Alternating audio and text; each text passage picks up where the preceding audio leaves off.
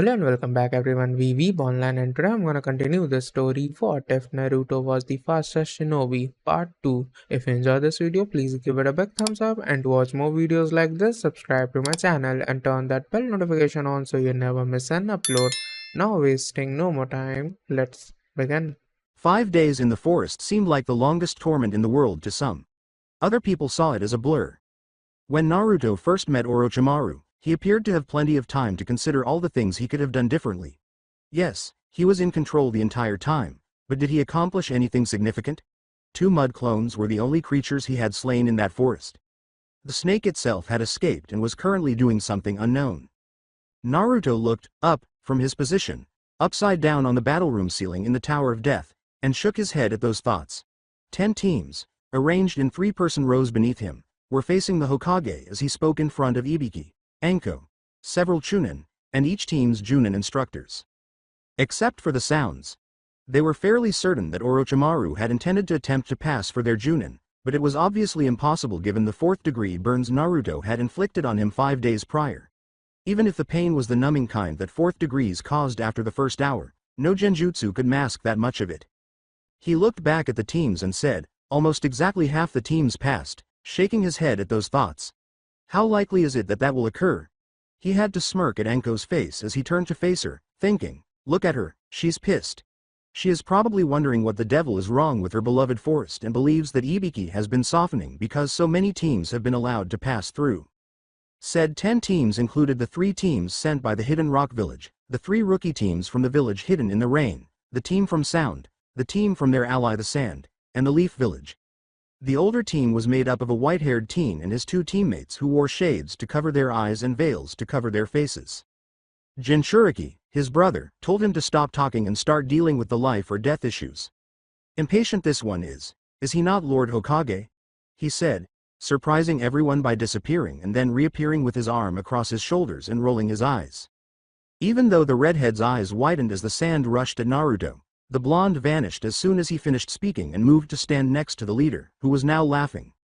With the exception of the Whirlpool Nin and the rookies from teams 7 and 8, nearly every genin in front of them had wide eyes. Naruto paused to examine the mark on Sasuke's neck while he admired all of their stunned looks. Sometimes it seemed to be throbbing with pain, and Naruto scowled a little because he knew it would soon need to be sealed. When Ino decided to open her huge mouth and yell, Naruto, you idiot, what the hell are you doing here?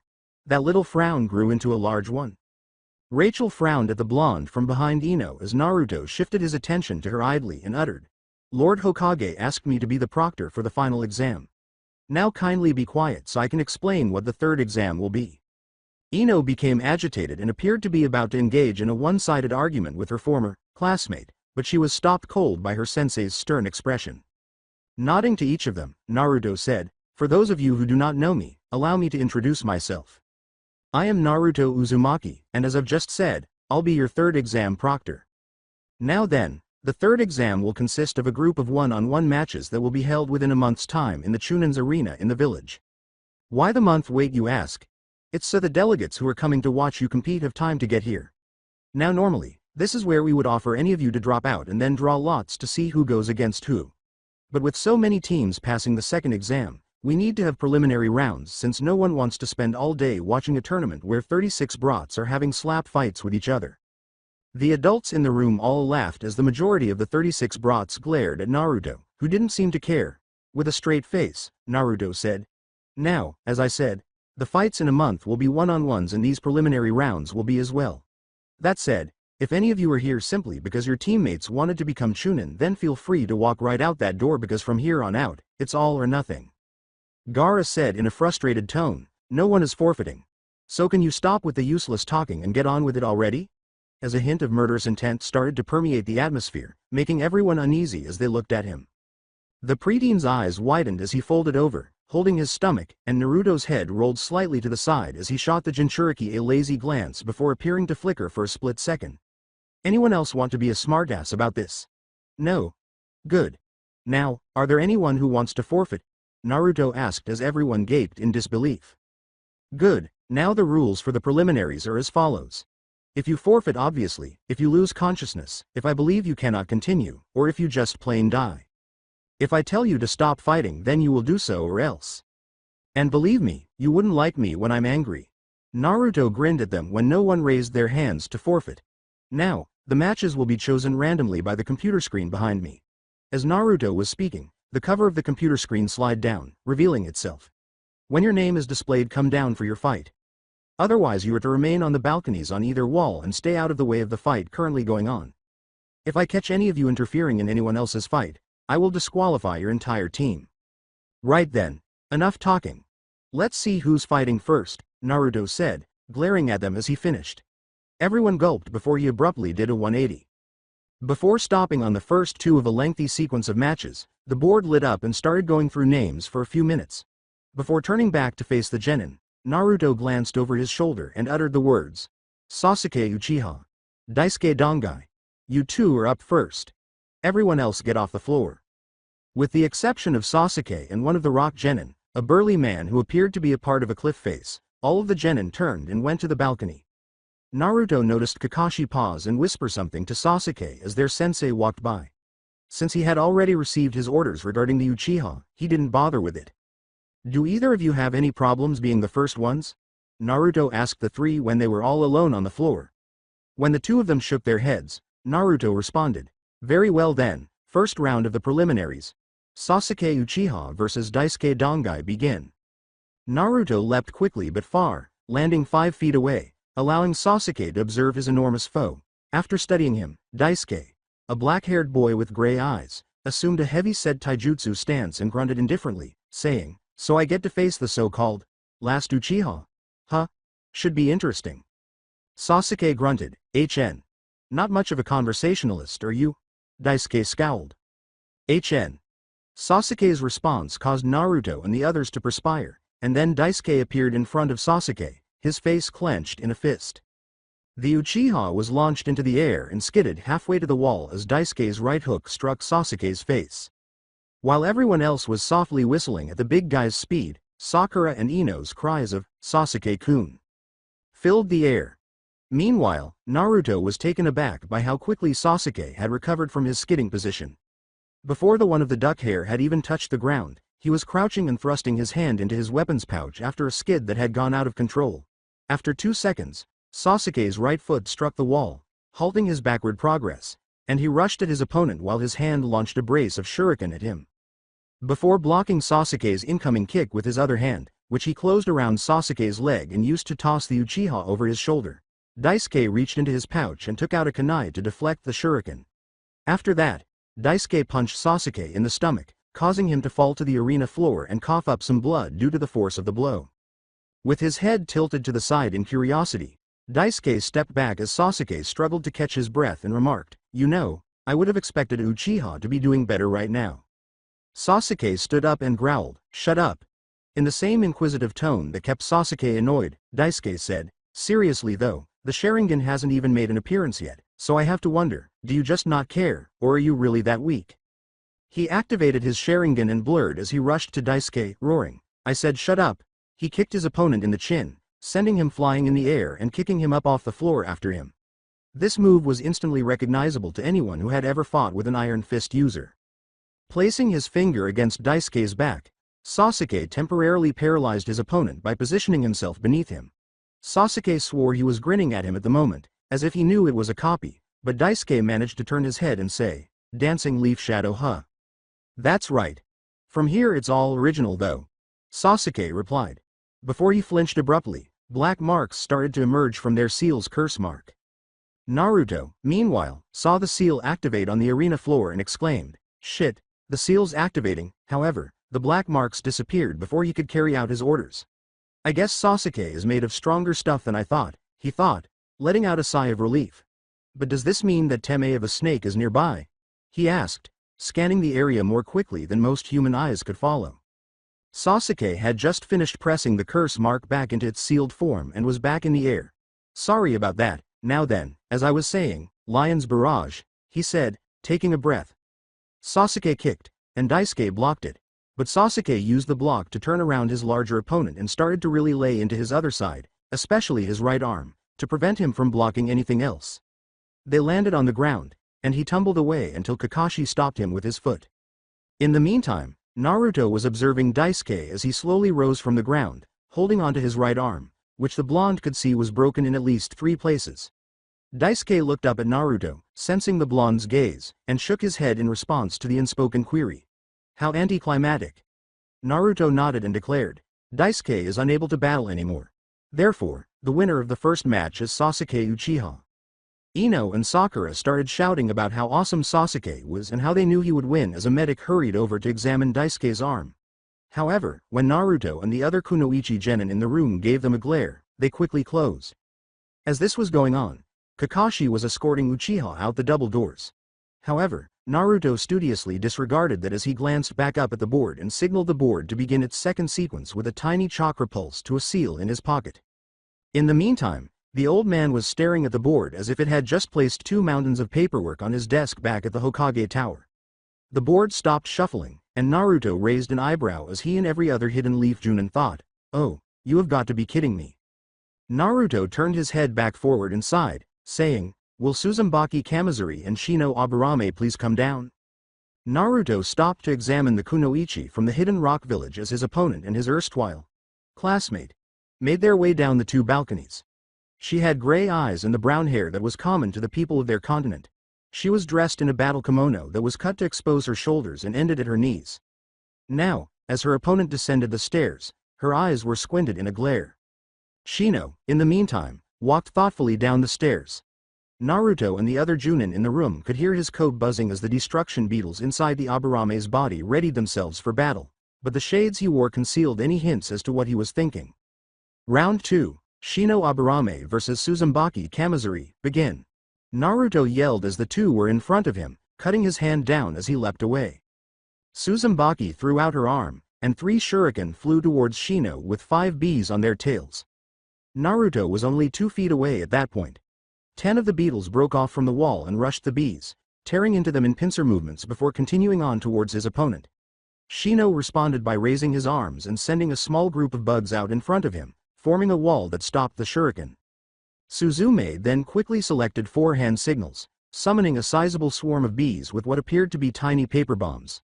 Before the 10 insects in front of it slammed into the wall and exploded with enough force to slightly shake the room they were in, the swarm raced towards the insect wall and sliced through them. When the smoke cleared and Suzume saw Shino's severely burned and bleeding body on the ground, he grinned. However, Suzume's grin vanished as soon as she felt 2 kunai pressing against her throat and heard a voice ask, "Do you yield?" from the wall behind her. Suzume then turned to see a 3rd Shino emerge from the shadows created by the balcony of the foreign side. Suzume inquired, "How?" and the 3rd Shino gestured back toward the location of the body. The body exploded into insects and the blood was gone when she turned to face forward. Insect clone and genjutsu combination. "I was never actually in front of you," said Shino. After cursing, Suzume sighed and said, "Fine, I yield." As the 2 insect clones holding their opponent hostage disintegrated and returned to inside Shino's code as he left, Naruto called out, "Winner! Shino Aburame." He then pushed chakra into the board's seal once more. Naruto glanced back as the screen beeped and then yelled, "Ino Yamanaka, Rachel Alliston, you 2 are up." Ino started to head for the stairs, but Rachel chose a more direct route and leapt over the railing, using chakra to soften her landing. He gave her a small nod as she approached Naruto in a composed manner, and she returned the gesture before he turned to watch Ino descend. 3rd round. Start! Naruto yelled as he raised his hand and slashed it down when Ino finally joined them and the 2 girls were facing each other. Naruto leapt out from between them. However, despite the fact that the altercation had already begun, Rachel was simply staring at Ino with such intensity that she felt unable to turn away. The unwelcome staring contest lasted for a minute before Ino lost patience and yelled, "What are you staring at?"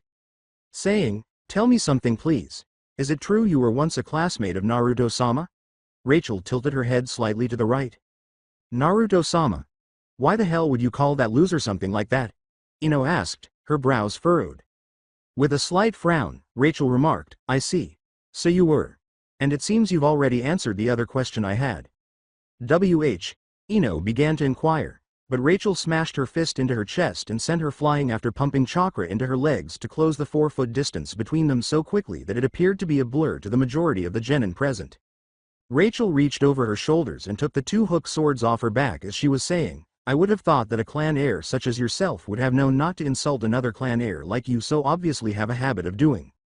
When Ino saw the swords with the hooks at the end and the cloth-wrapped steel handles in a dented, bladed rectangle, he swallowed. There was a short spike of steel at the other end of the handle.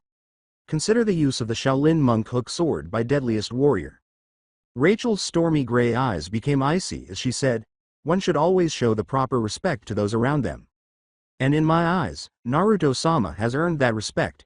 He has given me and my team food and lodgings in his household for our stay here when he could have just simply left us in a hotel. And yet you seem to have no respect for him whatsoever. Even if he's not a member of your clan, he is still your superior officer. Anyone who doesn't respect their superiors does not deserve the rank of Chunin. I'll be glad to disqualify you. We'll all be glad to beat down anyone who worships the dead last like you obviously do." Ino, who had finally stood up during Rachel's speech, glared at Rachel as she pulled out two kunai. The Yamanaka charged at Rachel, swiping at her with both blades, but Rachel quickly sidestepped and sent a roundhouse kick to her opponent's head, sending her flying once more. When Rachel said, "You know, if there's one thing I hate more than someone who doesn't show proper respect to those who are in charge of looking you up and showing you the ropes, I would have to say it's those who don't take this kind of thing seriously. I'm sure you know the types, those who think this is just a game or who are expecting some knight in shining armor to appear when they screw up. After all, where I come from, if you enter this business then you need to be willing to go all the way." Rachel put her swords back on her back and shouted, "Water style. Water bullet jutsu," before blazing through hand signs. Ino kicked the ground from her laying down position and back flipped away just in time to avoid the 3 water bullets that were launching from Rachel's mouth. She made a wise decision because the projectiles left behind 2-inch wide craters where they struck the ground. Ino heard Rachel's voice murmuring behind her before she could let out a sigh of relief. "Pathetic. Lightning style. Knockout palm jutsu." Rachel's lightning-covered palm struck Ino's spine, causing her body to twitch once. Her eyes then rolled up to the back of her skull, causing her to topple over. When Naruto appeared beside Ino's body, Rachel stepped back and used a quick diagnostic jutsu to make sure Ino's body was still working. He then got up and declared, "Winner. Rachel Alliston." Rachel gave Naruto a brief bow of respect before leaving for the bleachers as the medics came to resuscitate her opponent. As Naruto used the seal once more and the board got to work, Sarutobi thought, "She doesn't seem to mess around." After the name cycle was complete, Naruto yelled, "Hinata Hyuga, Sai. You're next." Hinata inhaled deeply before turning and making her way to the stairs. While walking next to her, Sai maintained a neutral expression. "Well, a member of the Hyuga clan versus a root member who specializes in ink ninjutsu. This one is definitely going to be difficult for Sai." However, Kakashi reflected as his student faced his opponent in front of Naruto. It should still be a good fight. With grim satisfaction, Neji thought, "Now everyone here will see how pathetic you are and that it is your fate to remain a failure." Time to see what Hinata's been up to, Naruto thought, glancing between the two. He shook his head from those thoughts and said, "Are you two ready?" Sai nodded slightly, keeping his expression blank, and Hinata smiled slightly at him. "I just hope this fight isn't as short as the last few." After giving a nod, Naruto raised his hand and exclaimed, "Very well then, begin," before slashing it down and leaping back. As soon as Naruto finished speaking, Sai mimicked his movements and leapt back, drawing a brush and a scroll. Sai had a painted wolf on his scroll as soon as his feet touched the ground. Sai calmly made a hand gesture and said, "Ninja art. Beast art mimicry." The wolf leapt off the paper and raced toward Hinata, who had likewise leapt back as she activated her Byakugan. But as soon as it was within arm's reach, she struck it with a chakra-filled palm strike, destroying it. Hinata jumped back to avoid getting any of the potentially reusable ink on her when the wolf exploded in a splatter. It seems that I was right. My drawings are ineffective against you. But what if there is more than one?" Sai, who had been drawing on his scroll non-stop, said, cocking his head and flashing a tiny fake smile. 10 tigers dashed off the paper and surrounded the Hyuga heiress with amazing speed as soon as he finished speaking and made his hand sign once more. Before the slight jolt of anxiety that came from being surrounded could take root in her body, Hinata pushed it out the door. She called out, "Chakra wave," as she spun with her arms outstretched, sending a pulse of chakra that sliced through the ink constructs as the tigers were ready to charge. Neji watched in disbelief from the upper bleachers, wondering, what was that? It nearly appeared to be an unfinished rotation. However, a rotation isn't meant to keep growing in that manner. Sai, meanwhile, was thinking somewhat differently. Well, that's not common. I was unaware that the Hyuga possessed a jutsu with a greater range than rotation. For that, I'll need to be alert. Nevertheless, I will have to enter myself because none of my creations can reach her. Sai drew his tanto and thought, my sword should help keep her at bay. Hinata tensed and then slid into a slightly different gentle fist stance upon seeing the short blade with a flat end. After noticing the new stance, Sai changed into one of his own before sprinting in Hinata's direction and slashing her left side quickly from below, going up at an angle, in the hopes of getting past her arm and causing enough damage to cause the Hyuga heiress to retreat without seriously harming her person. But Hinata had no intention of making this simple for Sai, as her left hand abruptly became covered in chakra that solidified into a coating. Hinata sent her right hand toward Sai's chest while slapping the sword away from her, the dense chakra encasing her hand. In response, Sai flicked his wrist and used the flat side of his tanto to slap Hinata's hand away. Hinata's hand deflected the attack, but Sai was unprepared for her leg to hook his ankle and drop him to the ground. When Sai saw Hinata's other foot encircled in chakra and aimed directly for his stomach, he swiftly rolled to the side. By doing that, he prevented himself from adding to the tiny crater created when Hinata's foot struck the arena tile. When Sai swung his tanto at her feet in retaliation, the Hyuga leapt over the blade, performed a front flip in midair, and landed close to Sai's head in a crouch that was already in motion to strike Sai with a palm strike. In response, Sai rolled to avoid the blow and swung his sword at Hinata's arm, only to tear a sizable portion of the jacket's arm with it as it slipped off Hinata's chakra-coated arm.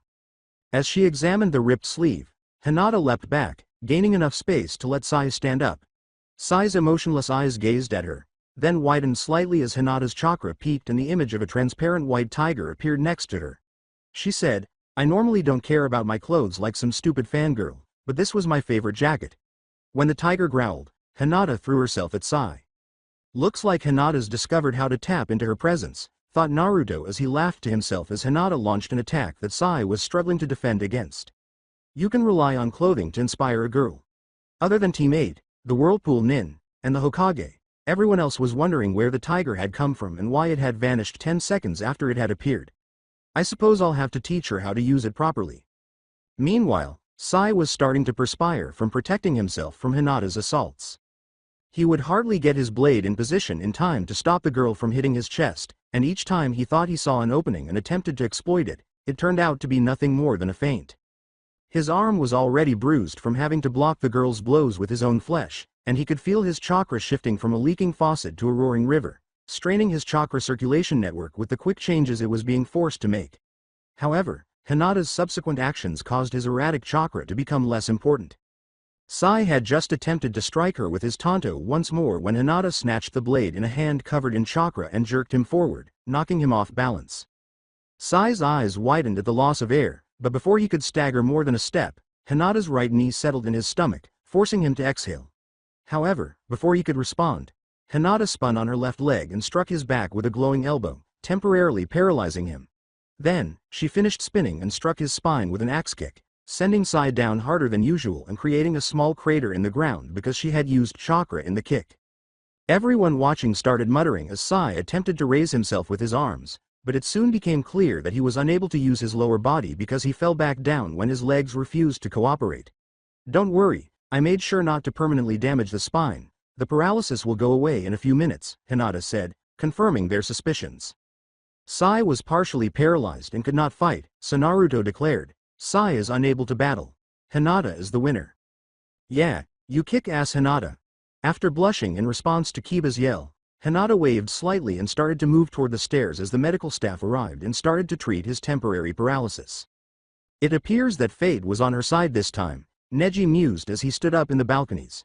He saw Naruto's eyes flash towards him as though the blonde had heard his thoughts, but it will leave her soon enough, and then I'll show her how weak she really is. 10 seconds later, Naruto broke it and sent chakra in the board's seal, but the two continued to stare at each other. Why does that Hyuga seem to have a larger stick up his ass than the others, in my opinion? Riko Uzumaki, Oboro, Look Alive Genin. Naruto pondered before he saw the board complete its selection. Oboro is the member of Team Oboro with both eyes visible. Oboro chose to use the stairs, but Riko glared at Naruto before he placed a hand on the railing and leapt over. Riko muttered to himself, at least I didn't have to wait too long. But why did he have to be the proctor? As the redhead approached his blonde clan heir. Every Junin rank and higher heard him, and Naruto laughed before turning to face Oboro, who was only halfway down the stairs and was taking his time. Naruto scowled and then appeared to flicker. When he did, Oboro vanished and then resurfaced with Naruto's hand gripping his collar, a few inches off the ground. Let's go, kid. There are a lot more matches after this, so stop keeping us waiting. Besides, it's rude to make your opponent wait longer than necessary, Naruto said, dropping the child back to the ground.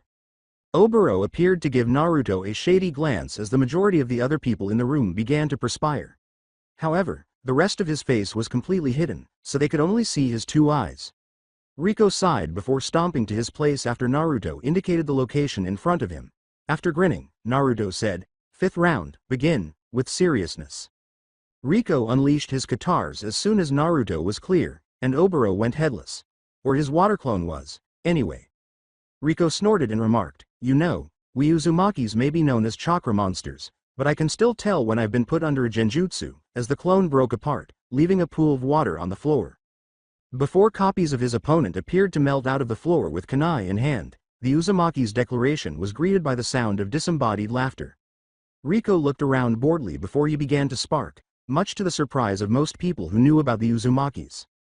Before the sparks that surrounded his body abruptly transformed into lightning bolts that blasted the 10 Oboros that surrounded him, Rico said, "You know, back home I was called the Thunderstorm by my friends." "Care to guess why?" Rico said, "It's because unlike my relatives who only have water or wind natures as their elements, I have lightning as well. And now stop being a coward and get up here. Or would you rather I kill you underground?" Rico said as the clones transformed back into water. In response, he saw an arm emerge from beneath him with a kunai that attempted to stab Oboro in the leg. Rico kicked Oboro out of the ground and hooked his leg around the blade, stopping his opponent's underwater fish projection jutsu and sending him crashing into the wall. They ought to have given that jutsu a more fitting moniker. Rico paused to examine his slightly cut foot before blurring out the hand signals and exclaiming, "Lightning style. Lightning kunai jutsu." Before Rico made a motion with his hand and launched the 8 kunai of electricity that had formed in the air in front of him at the stunned Oboro, who was unable to avoid the fast-moving projectiles and was pinned with 2 in each limb. Before the kunai vanished and he sagged forward unconscious, Oboro let out a painful scream as the electricity surged through his body. Rico scoffed as Naruto materialized beside him, stating, "What a waste of time. Couldn't even handle a little static shock. I really should have done this for the first few matches, but I didn't think of it until now. Please don't criticize the list because this is as random as I can get. From now on, my brother, who has no knowledge of Naruto, will choose every match at random." After letting out a sigh at his distant relative, Naruto reinserted chakra into his seal, and the board started to do the one thing that gave its existence purpose. When the board beeped and said, "Sakura Haruno, Masumi Tsurugi, you two are next," Naruto turned to face the back. As Naruto walked to the starting point, he glanced up at the leaf balcony and saw that Sakura appeared somewhat pale as she descended. Looking over to the other balcony, she saw her veiled opponent descending on his own with a sly gleam in his eyes. Naruto asked, "Are both fighters ready?" Masumi appeared to smirk behind his veil as he replied, "Of course." Sakura swallowed nervously and then nodded.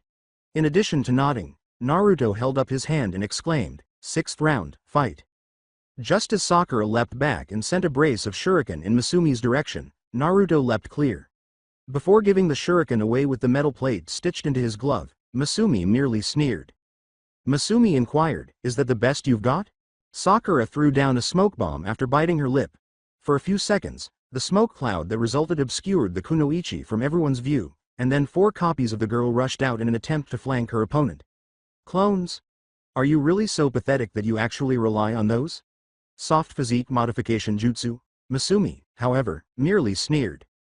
With a horizontal swiping motion, Masumi threw out his jutsu as he had finished calling out its name.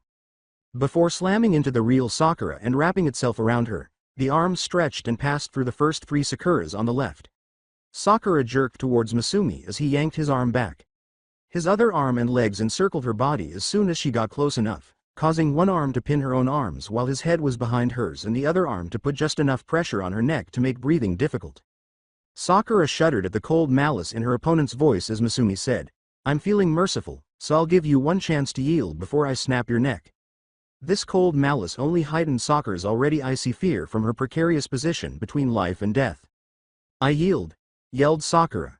The next moment, Sakura was free and holding her hands at her neck, taking deep breaths to try to slow her racing heart as Naruto proclaimed Misumi the winner. Misumi grinned and said, "Smart girl." Naruto had the board begin cycling through names once more as Sakura stumbled back to the leaf balcony, Misumi walking smugly in front of her. He turned and announced the next fighters after hearing the beep. "Reina Uzumaki, Kin Tsuchi, will you please come down?" The pair of kunoichi descended.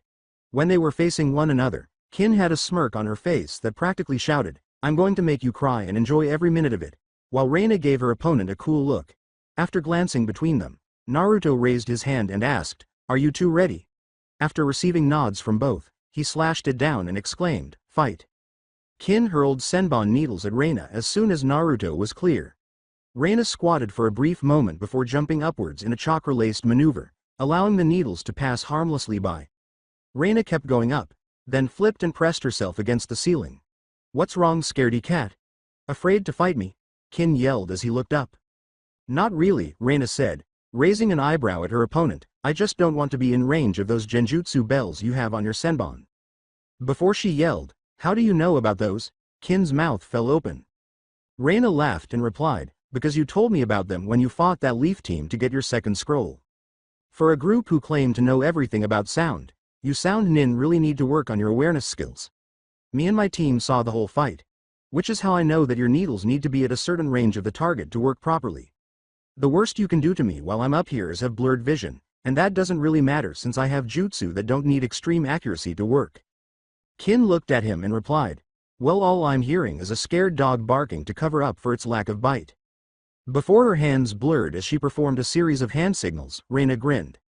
The air shimmered as the humidity skyrocketed, causing vapor-like mists to form before the mists grew until they merged together to form a slightly dense fog.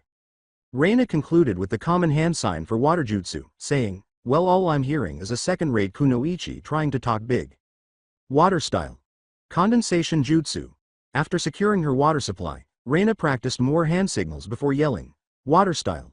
Water dragon jutsu," and startling the majority of the Junin in attendance with her proficiency of such a high-level jutsu while using fewer hand signals than were typically needed.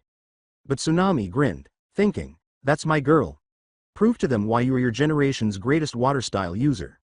The fog in the air condensed before it formed a huge water dragon that sucked all of the moisture from the air as it formed, while Tsunami was mentally enhancing her niece.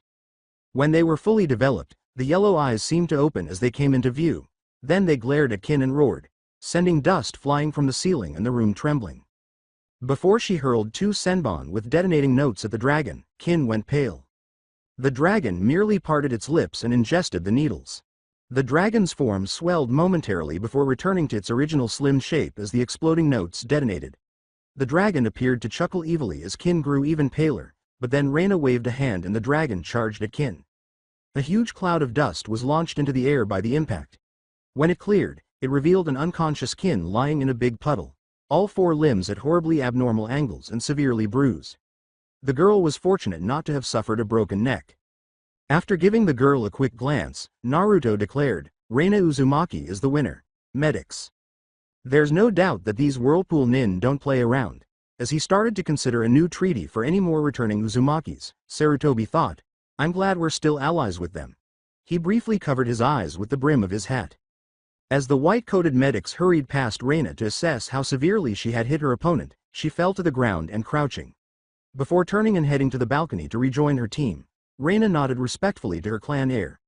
Naruto started selecting the next fighters as soon as the medics had picked Kin up off the ground. After hearing the board beep, Naruto uttered the words, "Zaku Abumi, Kagari. You two are next." Naruto scowled at the sound nin, or more precisely, at his slinged arms, as the two foreigners descended downward. He really intends to fight? I could see him not giving up before the preliminary rounds so he could watch the bouts, but to engage in combat without using both arms? As the two shinobi took their places in front of him, he shook his head, thinking, "This boy is either cocky or faking." "You must be really confident in yourself," Kagari said, sneering as he eyed his opponent's arms. "Are you really going to fight me without any weapons?"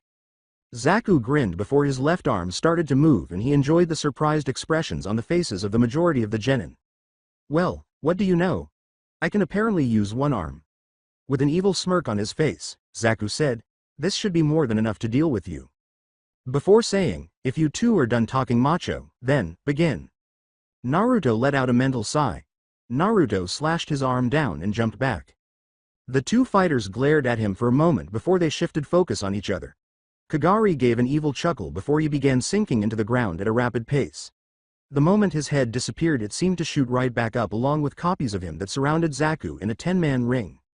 Zaku scoffed at the ring of Kagura's and said, looks like you're as cowardly as your teammate, not that it matters. The decapitating wave. Zaku smirked, but the smirk vanished as soon as twice as many clones sprang out of the ground, and he tsked before repeating his final move, blasting all of the clones as they attempted to hit him again. Zaku swung his body around a full 360 degrees as air blasted out of the tube in his arm, blasting apart all of the clones in one move. This cycle repeated itself for 5 minutes, becoming redundant, with the only changes being the number of clones sent up and Zaku at some point having brought his right arm out of the sling. And as everybody knows, redundancy breeds boredom. Naruto sighed as another wave of clones was wiped out by a slightly panting Zaku and thought, this match is nothing more than a battle of attrition to see who has the most chakra. I'm half tempted to just call it a draw and move to the next fight. Two things stopped him from doing just that. One was a small hand gesture from his cage that told him to let things run through. Why the old man wanted that was beyond him, although he personally thought it was to stall the inevitable paperwork back on the old man's desk. Second was the fact that both Shinobi's chakra was quickly nearing their limits, meaning that the fight would probably be over in another minute or two. True to his suspicions, that limit was reached by both a minute later. A panting Zaku dropped to his knees before his face met concrete as he fell forward. 2 seconds later, all of the clones around him burst as the real Kagari slowly emerged from the ground looking just as exhausted. I won, hee. Kagari said, take that, you sound idiot, before collapsing on his face and causing most of the genin to start perspiring due to the fight's apparent lack of purpose. With a sigh, Naruto declared, this is a draw because neither of the two fighters can fight. The third test will not be taken by either. Let's see who fights next now that we've finished that 6-minute waste. Naruto looked over his shoulder and said, Yoroi Akato, Tamari of the desert, as the medics lifted the two shinobi off and the board repeated its routine before landing on 2 names. You're awake. Her youngest brother called out to her as the fighting Kunoichi turned to leave her position beside her team, Tamari. Realizing he had her attention, he went on, don't take too long beating him. After swallowing, Tamari nodded and turned to head down the stairs, saying, I've already waited too long. Fighters ready? Naruto said, glancing between the two fighters as they met in front of him. His response was 2 nods, so he held up his hand and declared, then, the 9th round begins. Naruto's hand slashed down and he jumped clear just as Yoroi rushed his opponent with his hands glowing. Tamari didn't give him a chance to make contact though, as she whipped her war fan off her back and slammed the end of it into the side of Yoroi's head, sending him flying. Yoroi rolled along the ground before he shakily got back up. But before he could fully orient himself, Tamari flicked her fan open and blasted him with a wind jutsu as she called out, Great Sickle Weasel Technique. Naruto didn't have to look to know that the fight was over. He pointed to Tamari and said, Winner, Tamari. The wind seemed to form sickles inside it before it slammed into Yoroi, who screamed in pain before the wind died down and his eyes rolled to the back of his head as he fell face down bleeding from over 100 cuts. Medics. Unbeknownst to the blonde, the majority of the other Junin and the Hokage were thinking the same thing as medics hurried over and started checking Yoroi. Tamari, meanwhile, smirked and walked back to the balcony. Naruto gave them a chance to get the poor sod out of the area before he pulsed chakra into his seal. When he heard the board beep, he turned his head and raised an eyebrow, thinking, talk about coincidences. He then turned his head forward and said, Konkuro of the desert, Neji Hyuga. Please come down, you two. Naruto struggled to determine which of the two was more arrogant as they descended, and when they were both in front of him, Konkuro removed the mummified figure from behind him and slammed it into the ground beside him, saying, this shouldn't take too long. Neji grinned and replied, I agree. Konkuro received a tick mark over his right eyebrow, but before the makeup artist could respond, Naruto sighed and declared, since you two appear prepared to go, 10th round start. Neji smirked and activated his Byakugan as Naruto leapt away, asking, do you really intend to fight me while you can't see anything? Before the wrapped bundle came undone and another Konkuro appeared, all of the genin wondered what he was talking about. The second Konkuro raised an eyebrow at Neji and said, well, I guess there's no need to keep up the charade. But you're going to wish you had. The first Kankuro shimmered before it turned into a battle puppet which rattled before it launched itself at Neji. Neji frowned before he began dodging the various blades that unfolded from the puppet's body. Catching sight of the poison on the blades only confirmed Neji's opinion that he didn't want to get cut by them. Kankuro smirked, thinking he had his opponent completely on the defensive. Neji, however, was keeping half his attention on the puppet itself while focusing the other half on where Kankuro's chakra strings were connected to the puppet. He had to make sure he knew exactly where each one was when he made his move. 10 seconds later, Neji stopped dodging and began hitting the puppet with hard palm strikes. Kankuro scoffed and was about to ask what good that did when the areas Neji hit exploded into wood chips as Neji applied one of the principles of tree climbing. Namely the fact that if you put too much chakra into what you try to stick to, that thing explodes from the chakra overload. There was hardly any remaining arms or legs for Kankuro to send chakra strings to. Not that Neji would allow him, since the Hyuga was now standing between him and his beloved puppet, smirking at him. Kankuro watched in horror as his puppet fell to the ground in pieces, Neji's attack having blasted straight through the wood where Kankuro's chakra strings had been attached from the back, leaving the puppet without any wood for the strings to attach to. If I were you, I would forfeit. You are already at a disadvantage because fate has decided that I will prevail in this situation. With a frown, Kankuro reached into the pouch on his waist and extracted what appeared to be a custom-made kunai with a sheath that he removed and reinserted into his pouch. The handle was slightly thicker than usual and lacked a ring at the end, which gave everyone a hint as to why the handle was thicker. It was clearly to hold a liquid of some sort that could soak the kunai's blade. Kankuro flipped the kunai in his hand so that it was in a reverse grip and assumed a ready stance. Do you really think you stand a chance with that? Neji asked, closing his eyes and shaking his head. What a fool. Neji's eyes snapped open before he rushed Kankuro's position, ready to teach the Sand Nin that you shouldn't use a knife when fighting a Hyuga, but a 4.5-foot long claymore instead. As soon as he was in range, Kankuro swung his blade, hoping to at the very least nick his opponent and at the very most take his pound of flesh. In a move similar to what his cousin did during her fight, Neji coated his arm with condensed chakra, deflected the attack by pushing on the flat of the blade before he smirked and said, "You're in my range. 64 palms. Gentle fist 8 trigrams. Proctor, call the match," Neji said as he turned and began to walk away after Neji unleashed a vicious barrage of palm strikes that caused Kankuro to scream in agony before he deactivated his Byakugan and retreated a step.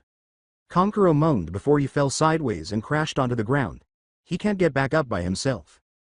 Naruto sent out a quick pulse of chakra, and when he saw that the puppeteer's chakra network was barely registering as resisting his pulse, which is how Naruto registered how much chakra an opponent had when he formed his fields of chakra, he had to acknowledge Neji's claim. Naruto quickly declared Neji the winner before pointing to the medics, who hurried over and started working on restoring Kankuro's chakra network to its proper state, even as they carried him off the floor. One of the medics carefully sealed Kankuro's busted puppet before joining his comrades as they carried the puppeteer off in a stretcher. Once the floor was clear, Naruto put the board back to work and called out its next selection. Kiba, Rock Lee and Inuzuka, please come down, you two. Gosh. I get to show off my youthful flames to everyone at last. Lee earned sweat drops from nearly everyone except his sensei, who appeared to be supporting his student's behavior, as he leapt over the railing and practically jogged over to Naruto. I must battle that man? Kiba asked before he sighed and went down the stairs like a normal person. The people who had also jumped the rail before his fight didn't count because they were at the end of the balcony and farther from the staircase than he was. As Kiba went down at a reasonable pace, Lee started bouncing on his heels, then stretching, and then switching back to bouncing on his heels numerous times, earning even more sweat drops from the other, normal, people. Seriously, is there a normal shinobi out there? Naruto held up his hand as Kiba joined the other two on the ground, saying, "Are fighters prepared?" Getting a nod from Kiba as his partner Akamaru jumped off his head and an excited, "Yosh," Lee said, 11th round start, and Naruto jumped back, dropping his hand. As soon as the proctor finished speaking, Lee leapt directly at Kiba and delivered a powerful punch to the chest that sent Kiba crashing into the wall behind the dog user. When Kiba tried to pull out his master by catching one of his pant legs in his teeth, Akamaru barked, ran to his form, and whined. As he exclaimed, "Ah, my flames of youth snuffed out my opponents," Lee's eyes widened at the sight of the unconscious Inuzuka. Everyone's perspiration fell once more before Naruto cleared his throat and declared, "Winner Lee. Medics." After a few minutes, the medics removed Kiba's body from the wall and carried him away, and everyone flinched at the blood that was visible on the back of his coat, wondering how he could have survived such a blow. What can I say? I like most of the rookie 9 too much to kill them so heartlessly. After the wall was free of Kiba and the medics had retreated, Naruto activated the seal and the board started to go through names. After it had its pick, Naruto said, Shikamaru Nara, Eren Raku. You are all awake. After a brief pause, Naruto reappeared with Shikamaru at his side. Shikamaru shook his head and then glared at Naruto, who merely raised an eyebrow before turning to face the second fighter who received the message and proceeded to the stairs a little more quickly. Because the shinobi was slightly taller than Shikamaru and appeared to prefer taijutsu, like his teammate, Naruto said, Are fighters ready? Shikamaru muttered, Troublesome, before nodding, and Eren nodded. Fight! Naruto commanded, slashing his hand down. Eren wasted no time in avoiding Shikamaru's growing shadow as it hurried in his direction. He noticed that Shikamaru's slack expression had been replaced with one of resolve as he made a huge leap to his right and back. After landing and jumping back, Eren said, You know, I hate Naras. Even though they're lazy asses off the battlefield, you can always expect them to come up with some plan and or do something that will screw you over if you have to fight them. After his initial jump, Shikamaru grunted indecisionally before his shadow soared past his opponent's location and made contact with the shadow from the balcony on the foreign side.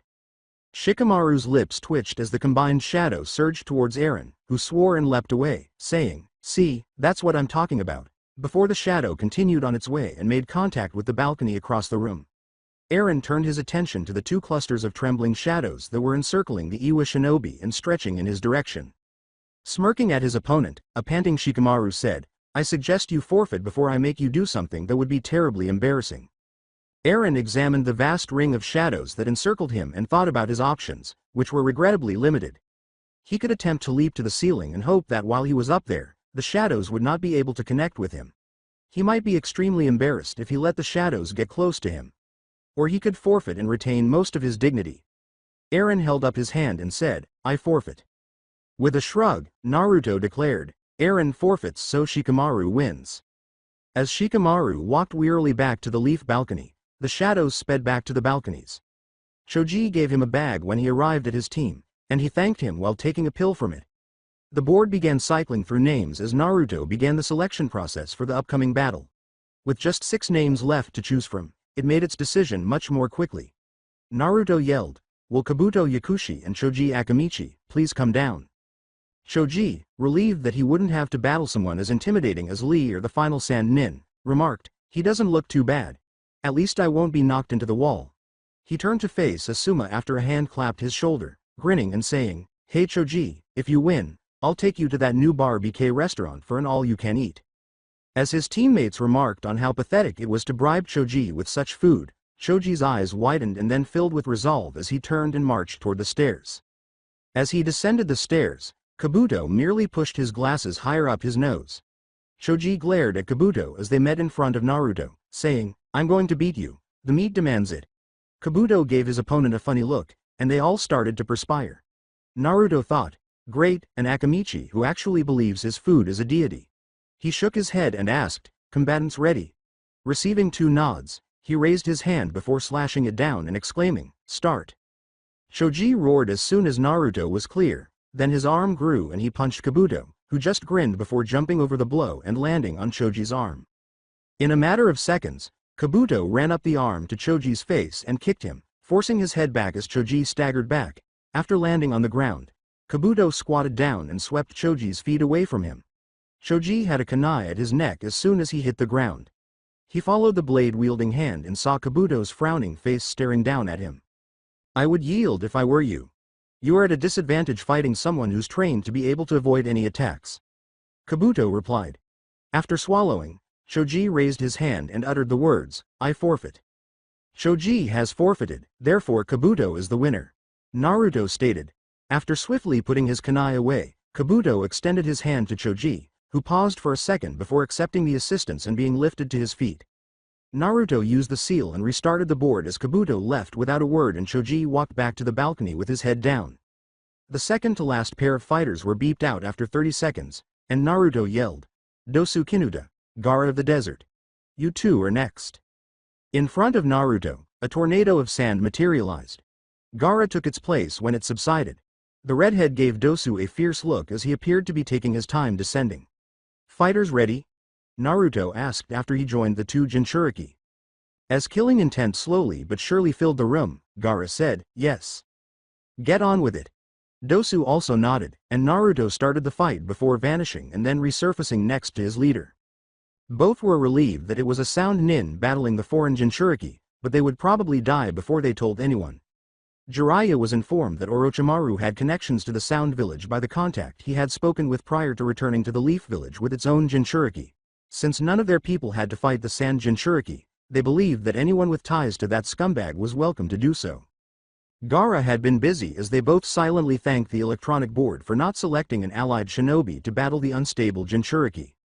When Naruto vanished, his sand burst from his gourd and rushed Dosu, who had quickly backed away. Dosu directed sound waves at Gaara as soon as he ducked the first stream of sand by flicking the melody gauntlet on his right arm. Abruptly, Gaara's left hand tapped his ear. Before the cool stare turned into a glare and the sand that was hovering around him all shot forward a second time, his eyes narrowed at his opponent. Dosu attempted to leap away a second time, but the mummified figure was backhanded by the sand, which took the shape of a hand and sent him rolling across the floor. Before it started swinging in a circle, the same hand of sand grabbed Dosu's right leg and lifted him into the air as soon as his figure had stopped rolling. Before the hand slammed Dosu's body back down onto the floor, cracking the concrete, it did this for 5 cycles. More sand joined the hand and started to cover Dosu as he attempted to remove the cobwebs from his head. Dosu was lifted up until his body was floating a few feet above the ground as the sand completely covered his body. In the meantime, Gaara held out his hand and uttered the words, "Pathetic. Desert coffin." Everything within its grasp was crushed when the sand coffin collapsed, or if it contained anything, it would have. Gaara watched the coffin do its job without spilling any blood, and his eyes widened just a little. When the sand spread and Naruto emerged with an unconscious Dosu clutched by his shirt collar and wind circling the two in a tiny, languid vortex, they grew even wider. Naruto motioned for the medics to remove the unconscious sound nin from him, saying, "Dosu is unable to fight anymore. Therefore Gaara is the winner." Even though he might have preferred a sound nin to battle the Jinchuriki, he would still not allow one of the fighters to perish if he could. Gaara's sand reared up and went after the blonde like a cobra, his eyes narrowing before he growled, "You shall not interfere. I will prove my existence."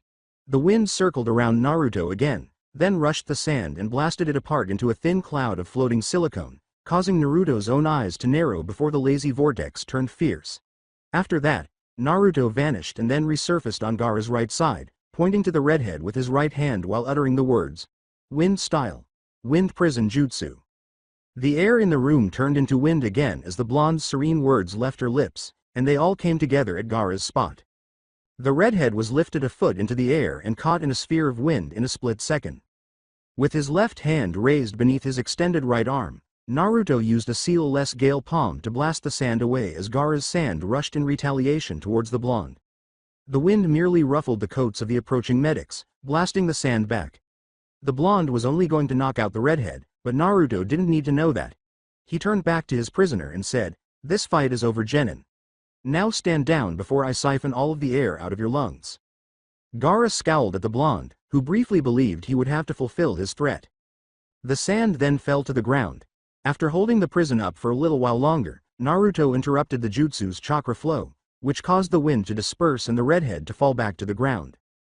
As the sand rushed back to the redhead, who glared at the blonde for a moment before turning and walking to the balcony, Naruto returned to his starting position, ignoring the medics who had by that point grabbed Dosu and left through the doors. When Gaara started to ascend the stairs, Naruto said, "Mubi, Tenten. Get down here you two." Naruto thanked the log in his mind that the preliminary round was almost over as the final 2 competitors descended. The stress of worrying about Orochimaru's actions had been enough. He didn't need these 15 matches to add to his stress levels. When the final 2 fighters positioned themselves in front of Naruto, he shook his head, free of thoughts of night patrols of the village and its environs to try and find the traitorous bastard. "Are you 2 ready?" he asked, looking at the 2. When he received 2 nods in response, Naruto raised his hand and exclaimed, "Then let the final preliminary round start," as he jumped back and chopped down his hand. He saw Mubi attempt to sink into the ground, but Tenten rushed forward and slammed a foot into his face, sending him flying as she yelled, "Dynamic entry." He was thrown into the air after Tenten hurried to his fallen form and kicked him in the stomach. Tenten struck his ribs with a chakra-coated fist as soon as he was sufficiently intoxicated. As Mubi screamed in agony and at least one rib broke, everyone flinched. Tenten created a ninjutsu by pushing chakra into a tiny seal on her right hand as he collapsed back onto the ground. A large, but superficial, cut appeared across Tenten's stomach as he swung the ninjutsu at the fallen rain ninja. Tenten continued, slicing into a rising Mubi's right arm after releasing a tanto from the seal on her left hand. Tenten used the tanto to slap the smaller blade from her opponent's hands before stabbing her ninjutsu into his left shoulder. Mubi gritted his teeth to prevent himself from screaming again and attempted to lash out with a kunai. She twisted the blade so that it was horizontal before Mubi could even scream, then tore it out of his shoulder in a horizontal swing, rendering that arm useless. But, with the tanto advancing to remove his head, Mubi had no time to worry about that. The blade was intercepted by the flat side of a kunai held in a reverse grip, and a sharp clanging sound filled the air. Tenten gave a little start when Naruto emerged next to Mubi and stopped her swing just inches from removing her opponent's head. "I've seen enough. Winner, Tenten." Tenten stepped back, Naruto lowered his kunai, and Mubi slumped. The proctor's decision to intervene in this way seemed absurd to her. It was one thing to save someone from that terrifying sand nin, but it felt wrong for him to intervene in her battle in such a way. She had no intention of actually beheading her opponent. Just make a small cut to the neck. In order to prevent him from bleeding to death, she angled her blade to avoid the major veins and arteries. Naruto said, "Well, everyone who has won their fights, please come down. We are about to choose the fights for the final rounds next month," as he glanced at the two balconies, jolting her out of her reverie. After a minute, all of the winners, excluding Sasuke, joined Naruto as he moved to where the Hokage and his group had retaken their positions in front of the ram statue. Naruto turned to face them and said, "We'll now decide the third exam's lineup. Anko here is going to come to each of you. You will take one paper and only one paper from the box as she reaches you. Anko, if you'd please." He was pointing with the thumb of his right hand over his shoulder at Anko, who was holding a box. Anko moved swiftly through the line, giving each person a slip of paper. The genin followed Naruto's instructions, beginning with the sand team. After she finished, "On your paper you will find a number. Starting on my right going to my left, call out your numbers. Gaara, 14 Temari, 9. Hinata, 1 Shino, 3. Neji, 2 Lee, 6. Tenten, 10 Riko, 4. Reina, 7. Rachel, 12 Masumi, 5 Kabuto, 11. Shikamaru. 8 Ibiki jotted down their numbers on his clipboard as the genin called them out. Once everyone was finished, he said, "That leaves the Uchiha kid with 13. Taking the paper off of the clipboard, the head of I&T handed it to Naruto, who flipped it in his hands so that the genin could see it and said, "This will be the matchup for the finals that are to be held in 1 month. Hinata Hyuga will fight Neji Hyuga in the first round. That fight will be followed by Shino Aburame vs Riko Uzumaki. After that is Masumi Tsurugi vs Rock Lee. Next round will be Reina Uzumaki against Shikamaru Nara. Then we have Temari of the Desert vs Tenten. The second to last match will be Kabuto Yakushi against Rachel Alliston. And finally, the final match will be Sasuke Uchiha vs Gaara of the Desert. Winners of these matches will fight the winner of the match after theirs until there is only one winner. Know that while the final exam will take place as a tournament, that does not mean only one of you can become Chunin. It just means that that person had more chances to show the judges why he or she deserves to be Chunin. You could all earn that rank or none of you could be promoted. This is a chance to show our judges and everyone else that you have what it takes to climb the ladder. You have 1 month to prepare. I suggest you do so, and in a month's time make all of us proud to have you alongside us in the ranks of Shinobi." Dismissed. End of the preliminary rounds. Dismissed. Following Naruto's brief speech, the genin disbanded their line and started to approach their Junin sensei. While some were enjoying the fact that they were fighting who they were, the majority were thinking about how they would defeat their opponents in a month. In the meantime, Naruto observed Hinata leave with a contemplative expression on his face. "Ryo, for your thoughts." Naruto turned to face his village leader, who was now standing next to him, smoking his reliable pipe. Naruto turned back to Hinata, who was now accompanied by Shino and Kurenai as they made their way to the double doors. Sighing, Naruto replied, "Old man, is it wrong that I feel like I should be the one to train Hinata this month? Does this have anything to do with that presence she displayed during her match?" asked Sarutobi, raising an eyebrow as he glanced at his fastest Junin. Naruto sighed and replied, partly. But that's only part of the reason. But for the life of me I can't figure out the other part. Looks like Naruto is a little attracted to our young Hyuga heir, Sarutobi remarked with a laugh. Well, I'm sure that we could arrange for that, although it might be hard to convince her father to allow it. But I'm sure he'll agree when I tell him why you want to train her. After all, being able to use your presence in battle is a very rare skill. It remains to be seen if that attraction will develop into something else. But isn't that against the rules though? I mean, that would be a conflict of interest, wouldn't it? Naruto asked his leader, looking at him incredulously. I want you to find Jiraiya sometime this week and tell him I want you to sign the Toad contract. I've told him to expect you. If Sans Jinchuriki does use the One-Tail's power during the finals and the five-pronged seal doesn't work for whatever reason, you'll have a way to combat its full possession mode. Sarutobi laughed again and said, you let me worry about that. You just worry about what you're going to teach her for this month. I will let you know when I'm successful. He then did a 180 and assumed his leader persona. After giving a nod, Naruto vanished. With a sigh, Sarutobi said, now it's back to that dreadful paperwork. The elderly shinobi vanished in a cloud of leaves. Waterfall 15 is the scene change. Naruto made a comeback at Waterfall 15, a training ground that was farther away from the village than the other 14 waterfall training grounds combined. Each one has a waterfall, with one being the closest to the village, which is why they were given that name. Naruto had asked his partner to meet him here because people hardly ever used them. Before turning to face his partner, who was currently engaged in combat with 10 water clones that were constantly creating ice mirrors to attack the original from every direction, Naruto took one last look at the waterfall at the end of the clearing, where he could hear girls squealing at the base of the falls beneath their elevation. He wondered who had the endurance to actually hike that far. While avoiding a rather large ice spear that sprang from a mirror, Haku noticed his partner approaching the battle and threw out his clones, causing them all to explode into water and their jutsu to dissipate. You wanted to see me, Naruto? Haku asked with a smile as he emerged from the wide circle of puddles that the action had created. Yeah, Naruto said, nodding. I think it's time we worked on taking your crystal ice mirrors to the next stage. What do you mean? Haku asked, tilting his head. I think it's time we worked on merging those two methods so that you can take on larger groups of people in a bigger area. Naruto pointed to the puddles where Haku's water clones had created ice mirrors and stated, you can make a dome of mirrors to surround a small number of opponents. You can also make a single pair of mirrors that are far apart to cover long distances faster. After giving a nod of comprehension, Haku changed the subject and asked, so how did the preliminaries go? Naruto sighed and replied, as well as can be expected. All 3 of Aunt Tsunami's team made it through.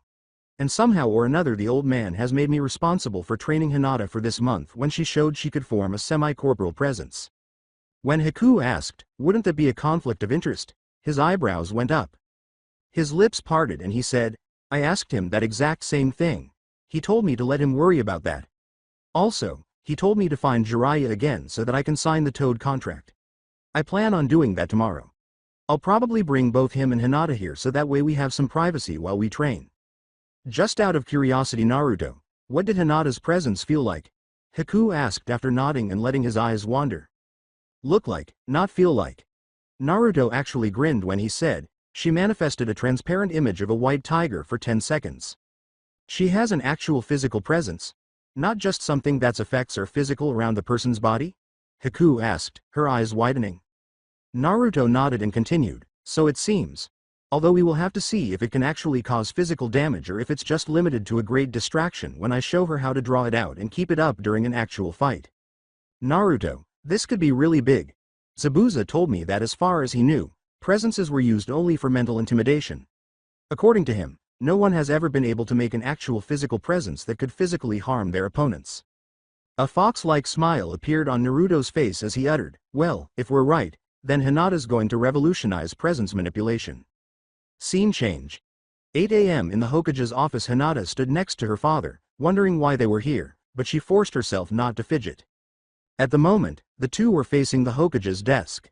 The man behind that desk was grinning because he knew that, although he would never express it, Heishi was furious at Sarutobi for persuading him to let this happen. Even though Hinata demonstrated a great deal of potential for using her presence, he believed that training a Hyuga to fight another Hyuga for a month should remain within the clan and not be delegated to an outsider.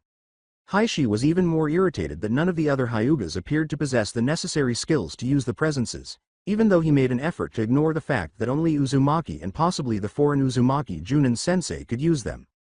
Hinata jumped a little when Mrs. Reina's voice came over the intercom and she said, "Sir, Junin Uzumaki is here saying that he has an appointment with you." Pressing the send button on his intercom, Sarutobi nodded to himself and said, "Thank you, please send him in." Before the door opened and Naruto entered, the secretary gave her approval. He discovered Heishi standing in front of him as soon as the door was shut. With an eyebrow raise, Naruto asked, "Can I help you, Lord Heishi?" Hiashi's eyes widened just a millimeter as, "There is actually. I do not appreciate outsiders messing with clan business.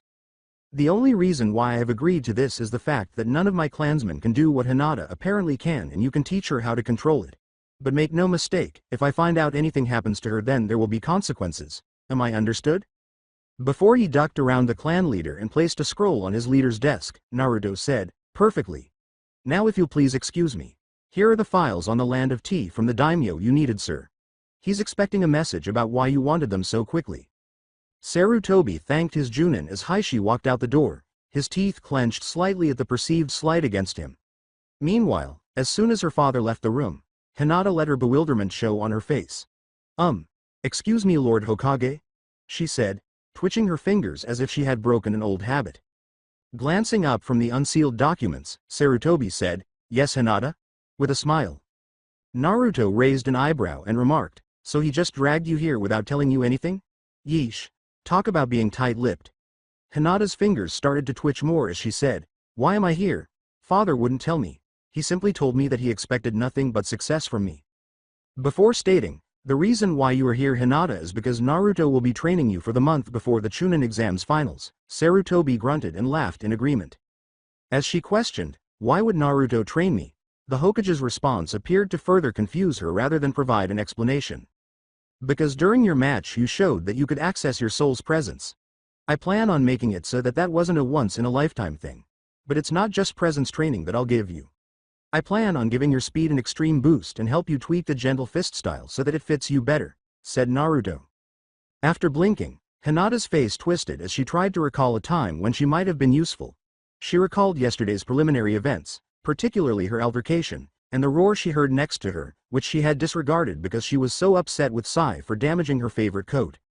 When Hinata's eyes opened, she saw Naruto grinning and asking, "Do you remember now?"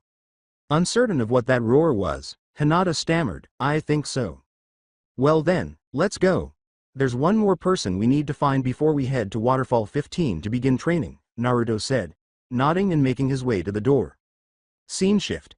Hot springs in the village. Up until they arrived at the hot springs, Hinata had trailed Naruto through the village's streets. As her superior passed the entrances to the various sides of the springs and started to walk along the fence enclosing the female side, Hinata wondered why they were there but kept her inquiries to herself. Hinata followed, but she started to question whether Naruto was a real spy. But before she could think about those things, she heard Naruto say, "There he is." She heard perverted giggling coming from a cluster of nearby bushes before she could inquire as to who or where they were. Naruto put a finger to his lips in the universal signal for silence as the two came to a halt approximately 5 feet away from the bushes. Then, he reached into his kunai pouch and pulled out an odd kunai. The strange feature of the kunai was that it resembled a gigantic Phillips head screwdriver because it had the halves of another kunai blade wielded on each side. Naruto quickly jotted down something on a piece of paper and a pen before attaching it to the strange kunai's ring and briefly joining the slipstream before Hinata had a chance to examine the blade for more than a moment. After a millisecond, Hinata heard Naruto's voice say, "1,000 years of death." Kunai version. A loud cry of agony was heard as a 50-year-old man with long white hair was flung from the bushes and landed in the water with a splash after he went over the wall. Hinata watched Naruto emerge from the bushes as a lot of irate women reprimanding a pervert and another, much more girly scream came from the other side of the fence. The next thing Hinata knew, she was in a clearing with a river flowing past that ended in a waterfall. Naruto laughed at the expression on her face and said, "Don't worry, he'll be fine. Now let's go, he'll know where to find us." She shook her head, trying to make sense of the abrupt change in the surroundings, but her focus was soon drawn back to the front of her when she heard a familiar voice ask, "Hello, Hinata-san. How are you this morning?" When Hinata's gaze shifted, she saw Haku approaching her and Naruto. A flash of light then drew Hinata's attention to Haku's shoulder as she grinned and said, "Hello Haku-san." Naruto, who had also noticed the flash, turned to see a sword on her shoulder that was entirely composed of ice, gleaming in the sunlight that had just emerged from the clouds. The sword had what appeared to be a weighted tip at the end and was bent 2/3 of the way along the blade. "I thought we were supposed to be working on your crystal ice mirror jutsu Haku, so why do you have a sword? Better yet, why do you have a keylash?" Naruto said with a sly smile at his partner. Haku grinned and remarked, "My clone was working on manifesting my ice in different ways and made this." Before Naruto could respond further, a tornado of leaves materialized behind him, and when it subsided, he saw a furious toad sage watching Naruto's back. Jiraiya growled, "Care to explain to me why you shoved a four-sided kunai into my ass?" Hinata gulped as the air filled with the threat of death. "I believe I had told you the last time I caught you peeking on women in the bath houses that the next time I would use Uncle Kakashi's jutsu on you with my own little twist to it. You knew due to the current situation with the foreign Jinchuriki in the village that I would eventually be ordered to come find you so that you can teach me to summon. Therefore you should have waited until you were out of town to do your so-called research," Naruto said with a deadpan expression on his face. Knowing that he would never be able to hit the blonde, Jiraiya sighed and slumped his shoulders as he thought about showing Naruto why he should respect his superiors. He decided to sulk by turning around and stomping to the river instead. For a brief moment, Naruto watched him leave before turning back to face the staring Haku and Hinata. Naruto raised an eyebrow and asked, "What?" When Haku said, "You shoved a kunai up Asanin's rear end," his right eye twitched. The blonde quickly created two shadow clones and said, "Alright guys, I want the two of you to work with Haku and Hinata for a while. Whichever one of you gets Hinata needs to put resistance seals on her and walk her through the theory of presence manipulation. The other one should help Haku in getting a larger radius with his ice mirrors." The two clones saluted, and the one closest to Hinata tapped her shoulder and made a follow-me gesture as he walked away, while the other jerked his head in the opposite direction and began walking that way with Haku. Naruto shrugged and said, "In all fairness, I did warn him." After a moment of observing them leave, Naruto turned and approached his sulky godfather. "So are you ready to teach me how to summon?" he asked as he approached him. With a scowl, Jiraiya said, "And why would I do that after what you pulled? I can still feel where that kunai was shoved up my ass. Give me one reason why I shouldn't just leave right now." With an eyebrow raise, Naruto remarked, "Maybe because it was all a genjutsu?" Jiraiya's eyes narrowed, then widened, and he upset his chakra before the blonde's words had a chance to sink in. Naruto grinned and remarked, "It's surprising what a combination of genjutsu and a simply good kick in the pants can do." Then, the pain in his butt abruptly disappeared. Jiraiya muttered something about how old he must be for a genjutsu like that to elude him, and his eyes narrowed once more. "Alright kid, you want to know about summoning? Well, I'll teach you everything you'll ever want to know about the subject, and then some," he said, with a gleam of evil in his eyes. Alongside Hinata followed Naruto's clone to the edge of the woods that encircled the clearing, where he sat down in the shade of a tree and motioned for Hinata to take a seat in front of him. The clone started letting some of his presence slip once Hinata was seated in front of him, giving her the impression that she was in an ocean with a fierce wind circling her. "What you are currently feeling is the presence that most if not all Uzumakis have. Due to the fact that we all have wind and water as our strongest elemental nature alignments, our presences tends to lean towards things related to the ocean and storms, usually combinations of the two. A person who has mastered the skill of presence manipulation can control how much the people around them feel and even make the presence's effects around the creator physical to further intimidate their opponents.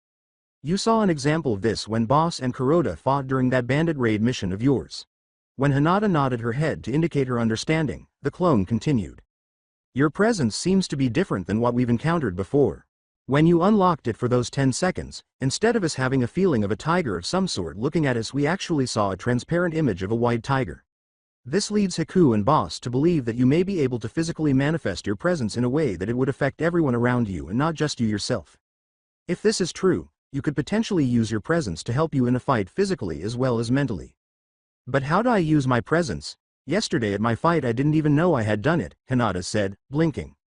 With a sly smile, Naruto started to make hand signals. He concluded by saying, "Well, for starters, your mind and soul need to have a nice long chat," while using his right hand to gently poke Hinata's forehead with his middle and pointer fingers. The mindscape of Hinata. When Hinata opened her eyes, she saw that she was in the center of a circular lake, in what appeared to be a meditation rock garden. Glancing around, she noticed a red oriental bridge leading to a forest behind her. Looking ahead, the lake was encircled on 3 sides by an ocean, with a narrow strip of land separating it. She spun around and turned to face the forest when she heard a sudden growl, and a glowing figure on 4 legs emerged. Before turning around and returning to the forest, the figure appeared to be staring directly at her. Hinata hurried across the bridge and into the forest, where the figure had indeed been waiting for her, feeling as though it wanted her to follow it. Hinata noticed that the figure was a white tiger with a hint of green in its fur as the glow dimmed a little as she approached, as though it didn't want to blind her. After waiting until Hinata was almost at its heels, the tiger stretched and started to move through the forest, occasionally flicking its tail. After less than a minute of walking, they discovered a sunken hole in the ground with a shallow slope that descended into its shadowy depths. Without hesitation, the tiger descended and disappeared into the shadows. But Hinata hesitated for a second before rushing after it. When she reached the bottom of the slope, she noticed that the 10-foot-long cave was well lit thanks to 2 silver orbs of light inside. There was an exit slope at the end, but there was no indication of a second opening back above ground, so Hinata's head tilted sideways in bewilderment. She was even more perplexed when they emerged from the tiny cave into some sort of octagonal shrine. The tigers that were all lying down on the shelf-like beds that ran the length of the walls, however, were what truly drew her attention. Hinata observed that every tiger had a distinct tint as she gazed at them all. Bronze, pink, lavender, orange, red, gray, and yellow were all present. As it approached its shelf and leapt up onto it, the green tiger produced the final hue.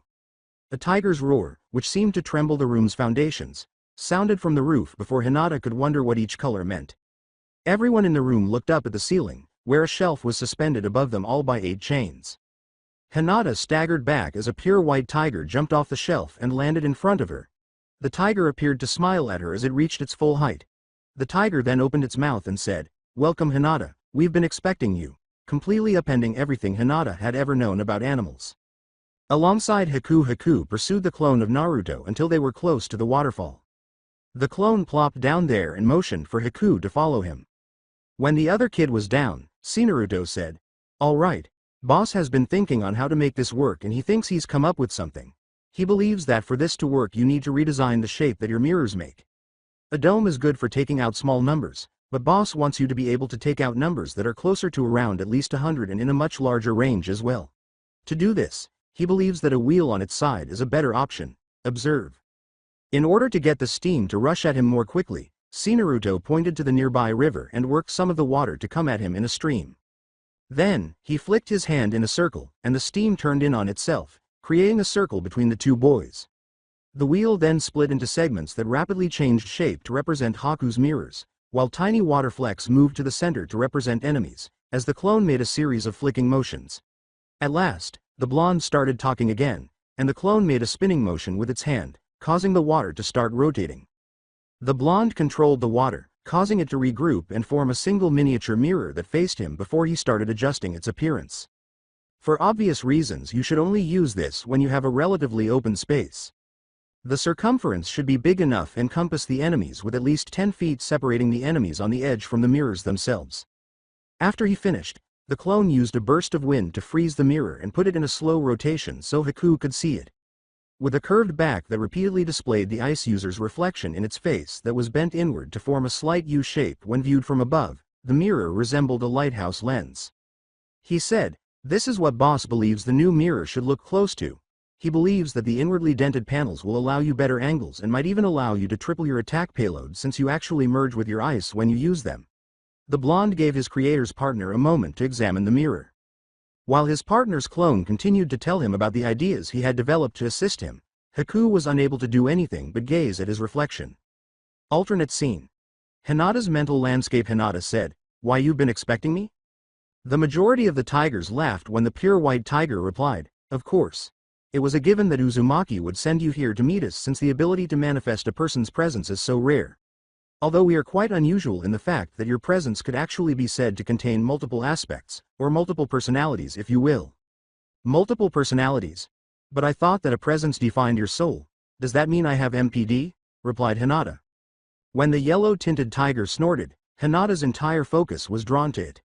As she looked more closely, she saw what appeared to be eyeglass-like markings surrounding the tiger's eyes. The yellow tiger's tail was moving this time as it pointed to all of the other tigers. The tiger got up from its bed, stretched, and hopped off its shelf to stand next to its white companion. I can assure you that there is only one personality in this mind, Hinata. Your presence, however, it said, gesturing to the pure white tiger before continuing, is made from a combination of all of us, the bigger picture if you will. We are all aspects of you. For instance, I represent the aspect of the knowledge you hold. The green-tinted tiger said, and I'm your fighting spirit, I'm the one you call on to kick some serious butt. In a cheerful voice that started led Hinata because it had sounded so fierce when it had growled at her earlier. The orange tiger smirked and said, I'm your rudeness. You know, all that negative stuff you want to say at people but don't and instead get even with them in even better ways. Hinata gave it a strange look. The red tiger snarled as it opened its eyes for a moment before returning to its slumber, apparently oblivious to everything else in the room. I'm the rage that you've kept buried for so long and what helps give you so much strength in your punches when you get really ticked at something. As it closed in on itself, the gray tiger remarked, I'm your timid side. You probably hate me now. Hey, lighten up. The green tiger said, staring right across at it, but this only caused the tiger to get smaller. Hinata giggled as the pink tiger's fur tickled her, causing it to glow brightly for a brief moment before the tiger drew back and hurried back to its bed. The tiger abruptly hopped off its bed and rushed over to rub against her while saying, Hi, I'm your happy side. The lavender tiger breathed deeply and replied, I'm actually a representation of your Hyuga heritage, or more specifically your Byakugan. As such, when your presence draws on us, it gets its eyesight from me. The lavender tiger snarled as the orange tiger sneered, it's also that little bit of arrogance that we all know is buried somewhere inside of you. The bronze tiger laughed as it said, Guess I'm last. I'm many things, but mostly I'm your jealousy, greed, those kinds of things. But while most people see me as a deadly sin or two, I see myself as a guide to find something to strive for. Hinata had never considered it that way, so she cocked her head at that. The part of her knowledge that cleared its throat jolted her out of her reverie. Now Hinata, in order for you to use your presence effectively, you must first learn to draw it out, the yellow tiger said after capturing her attention. Scene change.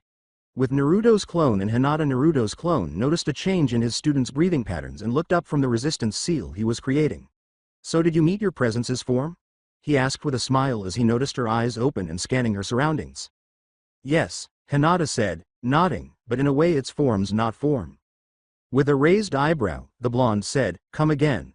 With a turn of her head, Hinata addressed him, saying, My presence has the image of that of a white tiger. But that is made out of pieces of 8 others, each a different aspect of myself. Another eyebrow of Naruto's joined that of his twin. Well, that's different. Boss's presence was just one big massive storm on the ocean. And when I say massive storm, I mean biggest damn hurricane you could imagine kind. He could barely make out the words that the thing said over the winds it created. So what did all of these aspects tell you? After filing that intriguing information away, Hinata started sharing her experience with the clone. Scene shift. Featuring the first Naruto while seeking retribution, Naruto had forgotten the evil nature of his godfather.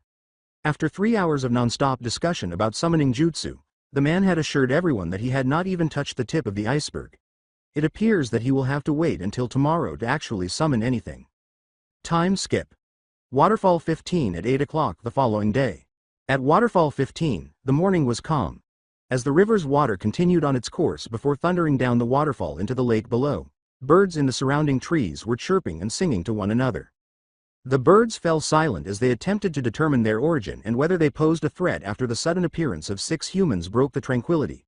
The passengers shook their heads to get used to their new environment as Naruto and his clones slipped out of the slipstream and released them.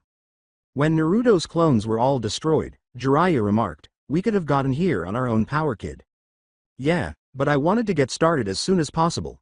Naruto shrugged and started to walk ahead of the group, saying, Are you sure it's a good idea for me to try and summon the biggest toad I can the first time through? I mean, considering you know what I do have massive reserves. Absolutely. The sooner you summon the boss summon, the sooner you can get its approval. And believe me, you want that as soon as possible. It's always good to know that you have the support of the guy upstairs.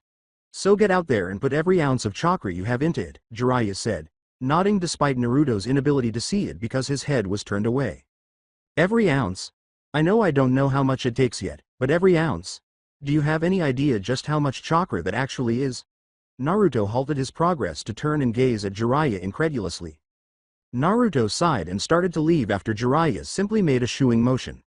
Naruto halted, spun around, and inhaled deeply when he was halfway between the river and the others. A roaring blue bonfire of dense chakra, easily 15 feet high, appeared around him as he stoked the raging fire that was his body's second circulatory system and dug as deep into his chakra stores as he ever dared. Jiraiya's eyes widened as he yelled, "Wait, not that much, back with the others," but it was too little, too late because Naruto had already slammed his hand down on the ground after biting his thumb and blazing through the required hand signs. Everyone started coughing as a huge cloud of smoke spread across the entire training area, creating a smoke fog bank that rose higher than any of the nearby trees. Then there was a loud voice that called out, "Jiraiya! What is going on? Why have you summoned all of us? While my godfather is currently at the edge of this clearing, he was not the one to summon you. That would have been me. My name is Naruto Uzumaki, and I believe you should have been alerted to my status as your new potential summoner yesterday when I signed the Toad contract," Naruto said in a loud but composed voice, his panting voice coming from the thick cloud of smoke that was still dissipating. The smoke cloud had finally lifted as Naruto's voice reverberated across the clearing, revealing an absolutely amazing scene. 3 enormous toads that were as large as the Hokage Tower stood in front of Jiraiya, Haku, and Hinata. They were all facing a central point. 10 to 15 other toads, ranging in size from a grown human to a horse, were perched on each toad's head and back. Right now, Naruto was standing on the head of the toad across from them, with what appeared to be 2 slightly bigger than average toads perched on his shoulders. Jiraiya was astounded by the sheer number of toads Naruto had conjured up, including the 2 elders and all 3 of the big 3. Meanwhile, Hinata and Haku were unable to comprehend the size of some of the toads. Before realizing the possible predicament his godson was in, Jiraiya's jaw hung down for precisely 2.5 seconds. He then snapped it shut and hurried into the clearing, yelling, "Hey Gamabunta!" After glancing at the blonde on the boss summon's head, every toad turned to face their white-haired summoner, who hurried into the group of toads. Naruto swiftly joined him, appearing by his side for a brief moment while the 2 tiniest toads remained on his shoulders, causing the toads to mutter. As the larger toads shuffled in a little closer, the smaller toads started jumping off their larger companions to approach the 2 summoners, and thud sounds started to fill the air. "I'm sorry for the inconvenience, Gamabunta. I wanted Naruto to summon you today, but I didn't realize he had so much chakra," Jiraiya said, glancing up at the toad Naruto had been standing on. Naruto raised his shoulders slightly beside him and remarked, "Well, what did you expect? Did you think that wouldn't affect my reserves? You know I constantly pulse out my chakra to negate the tunnel vision effects of the slipstream." Jiraiya acknowledged, "Touch a copyright." Gamabunta then rushed into the discussion. "As interesting as it is to see you 2 squabble, we must still test young Naruto for the right to summon us." The toad on Naruto's right shoulder, who appeared to be male based on the beard on his chin, stated, "Since he managed to summon me and Ma, I believe I will do the testing, Bunta boy." The enormous toad cocked his head and cast a bewildered glance at his godfather as he nodded his head down at the toad that was nothing more than a fly in comparison. When Jiraiya noticed the blonde's bewilderment, he remarked, "Ma and Pa are the toad elders, and are actually in some ways better in a fight than a boss summons. Kind of like a cage-level shinobi when compared to a Sannin." Pa remarked, "It's obvious you have Minato boy's speed. Do you think you can take us somewhere where we won't be disturbed for a while?" After Naruto said, "Ah," and the toad on his left shoulder leapt off. Naruto nodded, and then the 2 vanished as he joined the slipstream once more. 2 other blondes took his place, and they hurried out of the circle to work on the assignments their creator had given them with Hinata and Haku. Ma turned to Jiraiya during that moment and leapt onto his shoulder, saying, "So Jiraiya boy, tell me about this Naruto person." Scene change. Valley of the End. Approximately half an hour in the slipstream. Naruto reappeared atop the statue of the first leader of his village. The old toad then proceeded to hop over to the edge of the statue and then off of it, earning a raised eyebrow from Naruto, who walked over and saw the toad freefall before he dove into the water, barely making a ripple near the waterfall. Pa hopped off his shoulder and looked around as he said, "This place will do." He then looked over his shoulder and said, "Follow me." The toad started walking toward the middle of the river when a webbed hand broke through the water's surface and propelled the remainder of its body upward. Naruto shrugged his shoulders, took a few steps back, then started running before jumping off the statue and falling freely in the middle. Reminiscent of one of his father's jutsu, he started spinning his body in a sphere after falling past the statue's waist, creating wind to spin around him. Naruto was barely moving when the wind sphere started to touch the water because it had significantly reduced his falling speed. After dropping the wind shell and crouching for a few more feet, Naruto straightened up and approached the elderly toad, who was standing around 30 feet away. With a shake of his head, the old toad remarked, "You young people, always so flashy." Naruto sighed and replied, "You said to follow, I followed. I just didn't feel like meeting the water at high speed, belly flop or otherwise." Before he assumed a taijutsu stance and uttered the words, "Now then, in order for you to be allowed to summon us, you must pass my test. That test is to last in an all-out fight with me for 1 hour. You may begin whenever you're ready." A sort of chuckle, snort, and croak escaped. Naruto raised his eyebrows and replied, "All out? Are you sure you want to do that? I mean, my dad was a summoner for you guys before he died, so you know the kind of advantage our bloodline gives us." "Oh, I'm quite sure, Naruto boy. Now come on, give me your best shot," said Pa with a wry smile. In the slow, slightly dragged-out tone of voice you use when someone tells you to do something to them that you believe they will regret, Naruto said, "Okay, if you say so." After vanishing for a moment, Naruto attempted to strike Pa from behind, but Pa abruptly leapt to his feet, spun around, and used his right foot to kick Naruto in the back heel, sending him flying. Gazing at Pa with wide eyes, Naruto skidded across the water, causing waves to rise. Pa just gave him a sly smile and made the universal come motion with his right hand, which made Naruto smile too. Naruto said, "Okay, now you made me curious, and that's never a good thing," as he reached into his kunai pouch with both hands. "Your father said the exact same thing once. I still left him black and blue. Think you can do better, Naruto boy?" Pa said, his smirk turning evil. Naruto exclaimed, "No, but I'm willing to try," as he extended his hands, spinning a kunai in each, then grasped them in a reverse grip, the blades screeching from the wind chakra they were coated in. In an attempt to get his diminutive opponent to perspire a bit, Naruto hurried him back into the slipstream. At that moment, anyone in the vicinity of the Valley of the End would have pulled up a chair and snatched up some popcorn. Naruto Uzumaki, also known as Namikaze, was engaged in a full-on, 1-hour battle royal with Pa, the male elder of the Toad clan, down in the valley's gorge. Naruto was hurrying the elderly toad with a wind-coated kunai in hand after the two had just exchanged opening moves. Before Naruto reached his opponent and sent an uppercut slash that Pa idly sidestepped by deflecting with his hand, his blades elongated due to the wind chakra he had coated them in as he hurried the elder toad. As it proceeded, the wind from Naruto's kunai formed a blade 10 feet tall, slicing a tiny fissure in the water before slicing into the waterfall behind them. However, neither of the two fighters gave that any thought because Pa was already preparing to punch Naruto in the front with his toad fist. Naruto's instinct told him to keep that fist away from his person, so he leapt back out of range, only to be blasted back again, just like when Pa had stopped him at the start of their fight. Naruto flipped forward, slammed his face against the water as he shot back, moaned a little as he stood back up and spat the water out of his mouth, then turned to face Pa, who was grinning at him. "Okay. Now I'm really curious. I know I avoided that punch of yours," Naruto replied. He said, but that's the beauty of the toad-style Naruto boy. You never know just how much you have to avoid it." His smirk turned evil. Pa threw a roundhouse kick at Naruto's face before he could respond, putting a toad right in his face. Feeling something pushing his body down into the water they were standing on, Naruto ducked quickly. In response, Naruto gritted his teeth and flared his chakra, causing the water to erupt away from his feet and maintaining his current level. He then hurried to Pa's side and charged the toad's ribs with his left kunai. The toad smirked once more as his skin darkened and the blade pushed the green one away from the blonde, but it didn't even pierce. "You're going to need something a lot more sharper than that to pierce my skin, Naruto boy. Even if they have wind coating them, they just don't have enough oomph. To me they feel like toothpicks." After a brief moment of staring at his kunai, Naruto swiftly vanished and reappeared on one of the riverbanks, moving farther away from the toad. "A little more oomph. Well then, how about this?" Naruto said, receiving a smile from the boy's mother that Pa recognized. He put away his left kunai before making a motion with his left hand and using the nearby water to cover the blade of his kunai as he started shaping it. Before the new blade finished forming itself and Naruto blasted it with a wind jutsu, freezing it to reveal a blade, Pa raised an eyebrow, wondering what he was up to. Or a keylage, to be precise.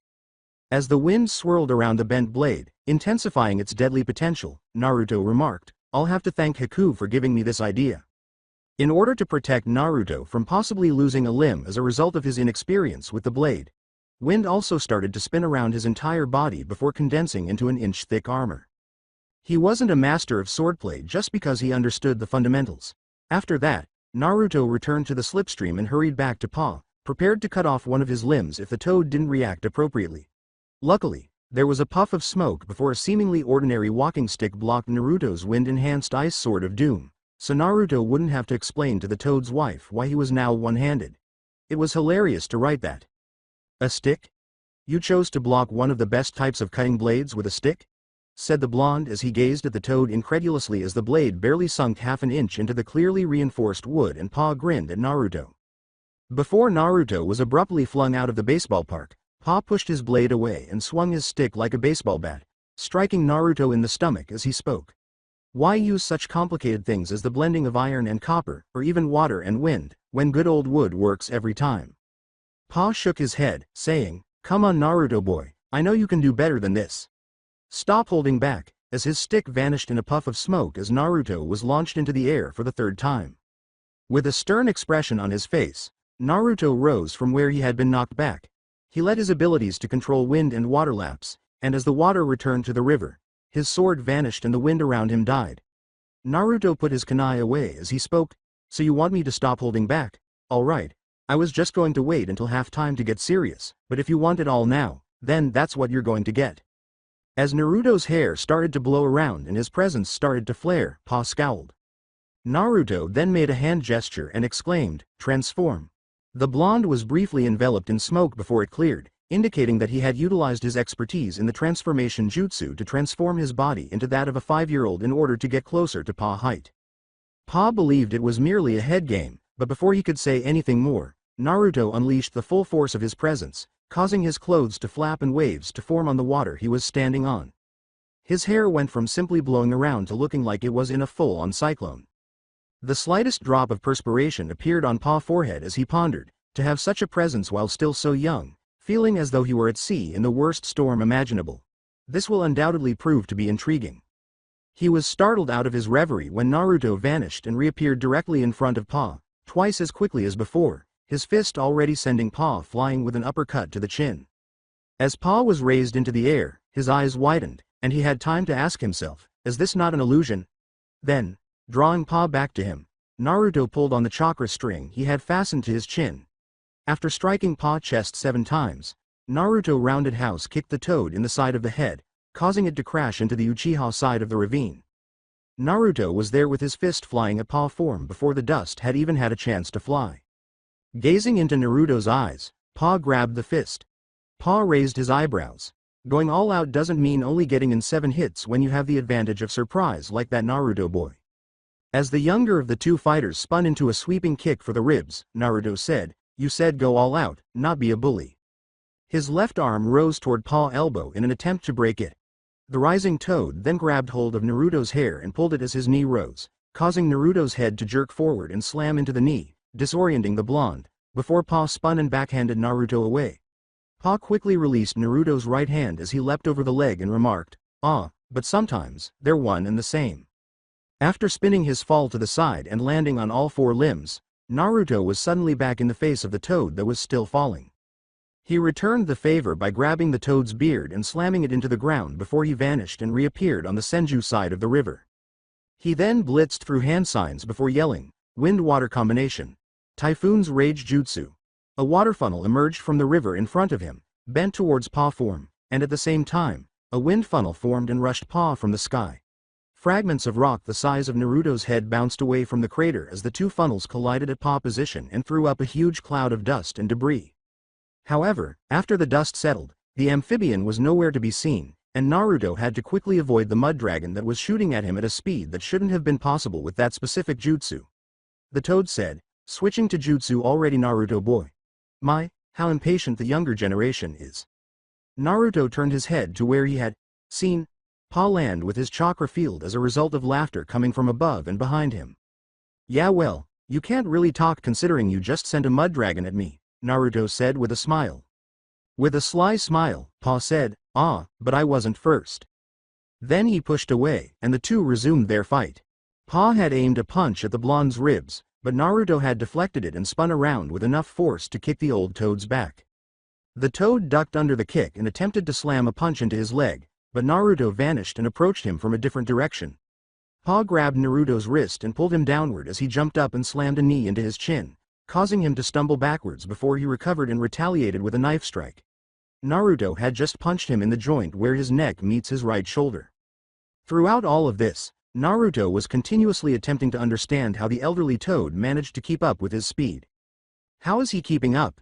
He doesn't appear to be using chakra to move his body faster than its natural limits like Kuroda did. Does he really have such quick reflexes that he can predict my next move before I do it?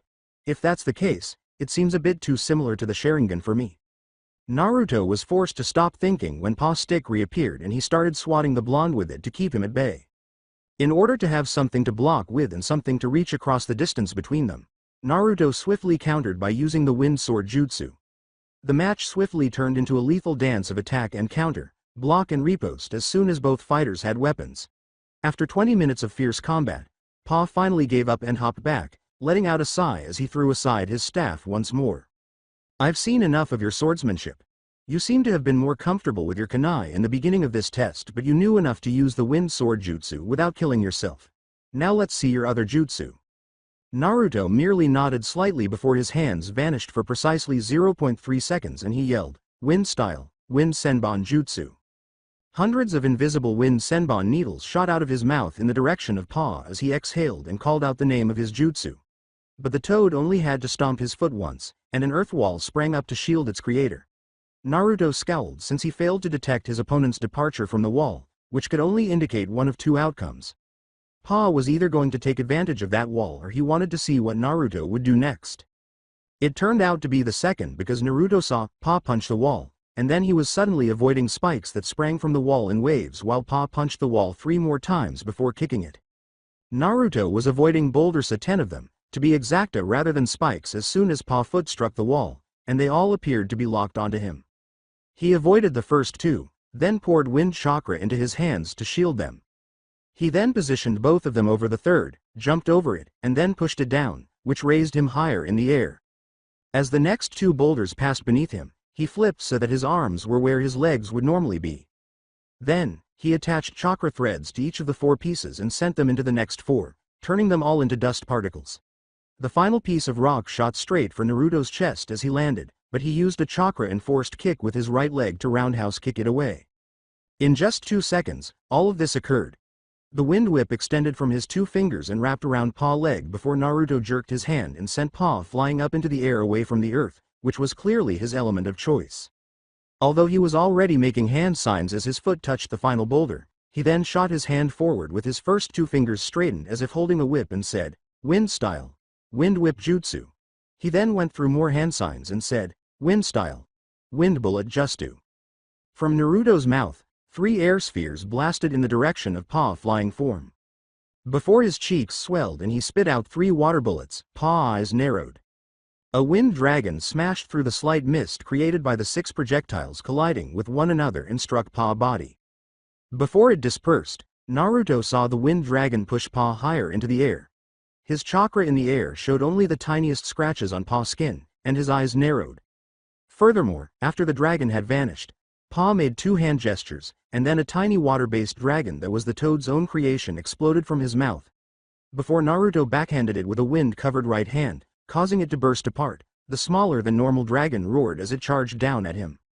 Naruto felt the toad's chakra pulse into the river as it made the same 2 hand signals, and a much larger water dragon emerged from the river on the toad's right as Paw landed in a crouch in front of him. The water dragon growled, then launched itself at the blonde before Naruto vanished, and Naruto's gaze shifted to its yellow eyes. Like the dragon Reina had used in her prelim battle, the dragon slammed into the spot where the blonde had been flinging a cloud of debris. The only distinction was that the dragon continued to search for its target after the dust cloud cleared. Or at least it remained there until Naruto suddenly materialized just above its head and kicked it with a wind-enhanced axe, causing it to scatter.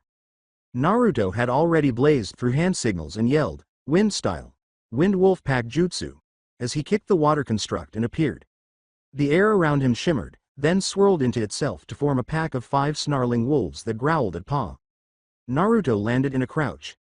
Naruto looked at Paw with a scowl and, "If you expect me to take this fight seriously, then I must ask you to do the same, sir." Attacking me with such underpowered jutsu is making me think that you'd rather not be here. Younglings these days, always so disrespectful. Very well, you want my techniques at full power, then you shall have them at full power. Earth style. Toad Golem Jutsu. Pa's right eyebrow twitched as he said this, and he immediately responded with a low but noticeably heavy hop. The ground shook violently as soon as he struck it once more, and then Pa started to rise on what appeared to be a fairly broad column that was more than 20 feet in diameter. Naruto was soon convinced otherwise when he saw the column curve and a pair of closed eyes rise above the ground, followed by nostrils and a wide mouth. Before what Naruto thought were bent legs at least 50 feet tall finally emerged from the ground, the face was followed by a chest that was easily 20 feet tall. Naruto sighed and exclaimed, "Now who's being disrespectful? Sending something so clumsy looking after me? Wind style. Tornado's Fury Jutsu." As the 100-foot-tall statue that vaguely resembled a toad lowered its head and groaned before opening its eyes. The effects of Naruto's jutsu became evident as soon as he called out the name of the jutsu. The wolves surrounding him dispersed into their base element and the wind started whipping around, making the effects of his still presence seem like nothing more than what a small handheld fan could accomplish. After the first 2 seconds of jutsu activation, the wind really picked up speed, and a tornado that was easily 300 feet tall and 90 feet wide suddenly whirled into existence. Naruto instantly knelt down and anchored himself with chakra. The moment the tornado formed, it started to grind against the stone golem's front, effortlessly creating tiny cracks in it in a matter of seconds. As pieces of the golem were torn out, those cracks soon turned into holes. While Naruto increased his chakra output and doubled the tornado's size and height, Pa had to use chakra to anchor himself. The tornado started cutting into the solid rock, but it showed no signs of stopping as its rim sped past the cliff face's edge. Pa Earth construction moaned as the wind started to gently lift it into the air, then it abruptly burst into more than 1,000 pieces as the wind continued to tear it to shreds. Pa felt the wind trying to turn him into Swiss cheese, so he looked down to where Naruto was still anchored to the ground. He saw him look up at him and make 2 hand signals before he ended on a tiger and said, "Fire style. Campfire's light." Instantly, the funnel caught fire as Naruto spat a tiny ember out of his mouth. Waterfall 15 scene change. Time: 8:30 with Hinata. Hinata trailed Naruto's clone through the trees as they tree-hopped to a slightly more private location farther upriver than the clearing where Haku and the other clone had started attempting to shape his mirrors and Jiraiya had begun speaking with the second Toad Elder. As they went, Hinata reflected on her progressa or rather, her apparent lack thereof from yesterday. She had learned that, in the broadest sense, presences could be regarded as a unique branch of genjutsu. This was due to the fact that when someone used their presence, it intimidated their opponent by subtly manipulating their mind. However, the main distinction between genjutsu and presences was that the former had nothing to do with chakra at all. If you ever learned to tap into your presence, you could use it to control the emotions of people around you on different levels, regardless of whether you were the best shinobi alive or the poorest peasant. Naturally, the majority of people did this unconsciously, which is why most people said that the person had a particular aura about them. Turning that air on and off required deliberate attention and manipulation, which was the most challenging part. After outlining the precise definition of a presence, Knowledge continued by stating that it was nearly impossible to just figure out how to manipulate a presence consciously, and that even the most skilled actors most likely only did so subconsciously. In some places, it was almost unheard of to intentionally control one's presence. However, this was primarily due to the fact that so few people were able to start using it. And Hinata had been attempting to accomplish that. Every time she thought she might have something, it would vanish. She had attempted to examine herself in order to locate her presence so that she could bring it to the forefront of her thoughts as Knowledge had instructed. The fact that Naruto's clone didn't appear particularly distressed was the only thing preventing her from giving up. Something told him that Hinata would be able to consciously control her presence in a lot less time than the blonde, since she could actually comprehend her presence when she first saw it, whereas the original had taken a month to even comprehend his presence in his mindscape. Since they were going to wear the full body resistance seal that the clone from yesterday had created, Hinata wasn't persuaded, but she would worry about that later. She was startled out of her reverie when the clone said, "This should be far enough." Hinata joined him on the ground and surveyed the area as the clone leapt down to the riverbank and extracted the scroll containing the currently compressed resistance seal.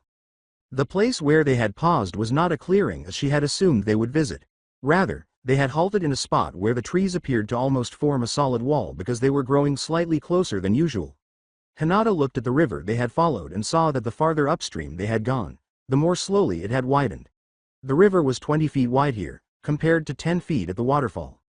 The clone tore the portion of the scroll with the seal on it away from the rest, and then he turned to Hinata and said, "Please turn around and lift your shirt." The sound of tearing paper pulled her out of her reverie once more. Hinata's face flushed as she considered how the clone's words might have been inferred, but she still followed instructions.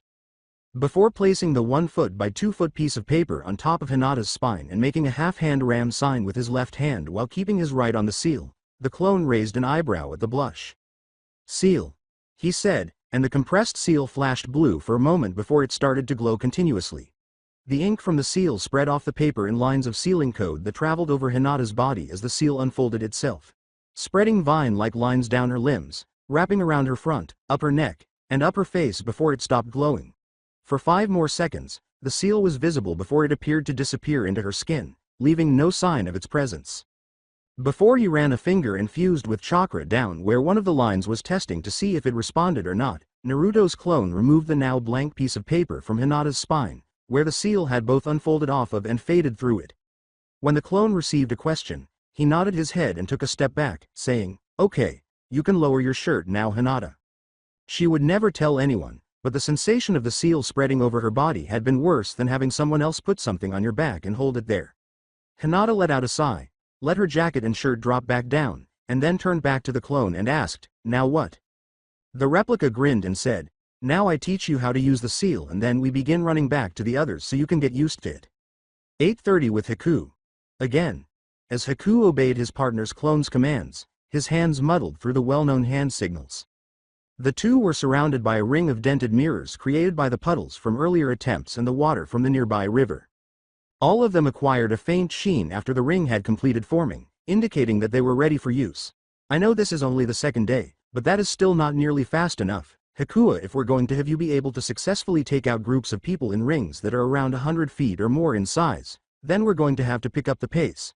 "Again," the blonde said, shaking his head after clicking a timer and looking down at it.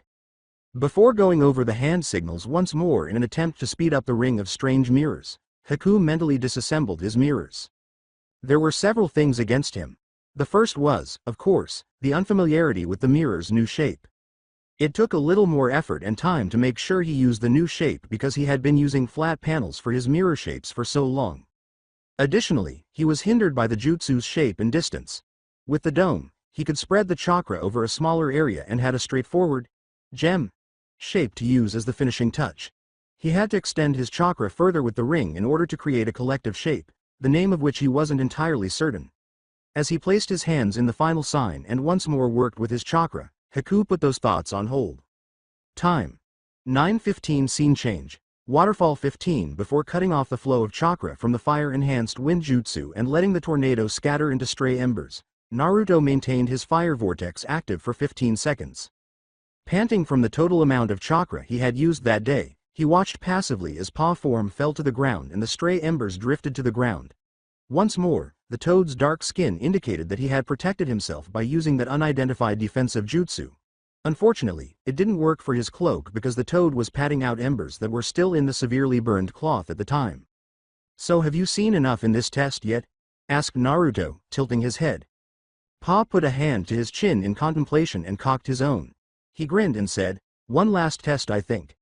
You've shown that you can handle one boss summon-sized creature on your own. I'd like to see if you can handle more than one."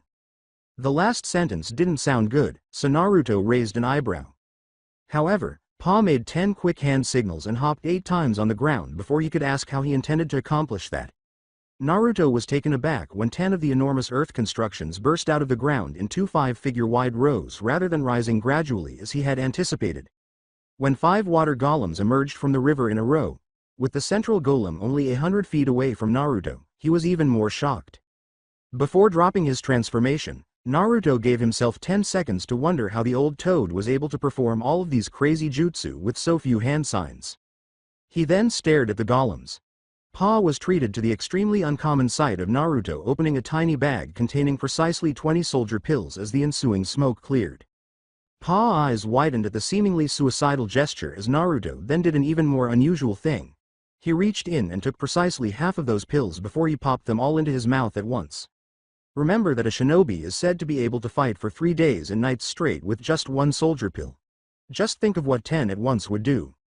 2 rather significant drains on Naruto's chakra occurred today. And the first was when he summoned all those toads using as much of the blonde as could be deemed safe. He created a huge tornado that reduced his enormous reserves back to the 5% range after his chakra had been gradually replenishing despite jutsu flying all around. You know, I've always wanted to try this, but I've never actually been in a situation that was actually appropriate. Transform. Naruto grinned as he swallowed the pills and felt his reserves immediately return to 100%, possibly even 110%. It immediately shot up into the sky past the golem's height and even past the valley's rim before stopping at a height of at least 500 feet, with smoke erupting from Naruto's form covering him. I think the valley is about 350. The smoke hovered in the air for 10 seconds, blocking Pa's view, and then it started to gradually dissipate, revealing a scene that made Pa's mouth drop. Naruto now appeared more like a 24-year-old than he did when he used his special transformation abilities to appear to go back in time to when he was 5 years old. Or at least he would have if you could see him from a distance, since Pa couldn't see him all at once due to his new, rather impressive 500-foot height. He tilted his head downward and laughed as he spoke. You wanted to know what I would do against multiple boss summon-sized opponents? Well, if they were all spread out and could easily move around, I'd just put at least 10 explosion tags on each body in key areas before they could do too much damage. But why do that when they are all grouped together in this valley and I can indulge in a childish fantasy just this once? Naruto's enormous form vanished before he recovered in midair over one of the stone golems in the center of their formation, allowing gravity to take control before Pa could react. When Naruto's new weight fell on the poor golem, it was instantly reduced to rubble. The other toad golems started to move surprisingly quickly in Naruto's direction in retaliation, but the blonde immediately landed a sweep kick, eliminating 2 more golems and creating a large cavern in the cliffside before slamming a palm into the torso of another golem, sending it into the one behind it, and turning both into rubble. Naruto remained in his crouch, watching the 5 water golems that had joined the battle by then, as well as the 5 stone golems that were still there. Naruto smirked as he crossed his arms and made 2 wind swords before spinning around in a circle and slashing into the 10 elemental constructs that had formed a ring around him and rushing him all at once. He also slashed into both cliffsides, leaving 2 long lines of empty air where solid stone had once been. Naruto dropped his swords, got to his feet, and said, "So have you seen enough?" as he glanced down at Pa, who remained in his position. Time. 10 o'clock. Scene change. Waterfall 15. Sitting across from one another, Jiraiya and Ma were still conversing. Haku kept making and dismissing his mirrors farther downstream, close to the waterfall, in an attempt to increase his speed to meet his partner's clone's demands. In the meantime, upstream, Naruto's other clone was instructing Hinata on how to best utilize the Hyuga clan heir's adaptable agility while also having her practice the katas for the gentle fist style to help her become even more accustomed to the new resistance seals. An exhausted Naruto emerged from the slipstream with Pa on his shoulder, and the heads of the 2 sages abruptly snapped to Jiraiya's left. He also made an appearance, but Haku and Hinata's minders swiftly recalled them to their duties. "So how did he do?" asked Jiraiya as Pa leapt off Naruto's shoulder. Pa sat down next to his spouse and said, "Young Naruto boy seems to be quite well off considering how few years he can actually claim as his own. I have no problems allowing him to summon any members of the Toad clan to help in battle should he ever need us." Then Jiraiya said, "Well, that's good," as he settled down beside his godfather and turned to face Haku, who was once more creating a huge ring of mirrors. Naruto said, "Indeed." Looking over his shoulder, he noticed his other clone slightly shifting Hinata's right arm as she executed a portion of a kata that Naruto had seen her use when she was fending off Sai's Tonto. Naruto jerked a thumb to Haku and jerked his head in Hinata's direction, saying, "They seem to be coming along well." Jiraiya grinned and said, "So how much property damage can the village bill you to?" "Ow."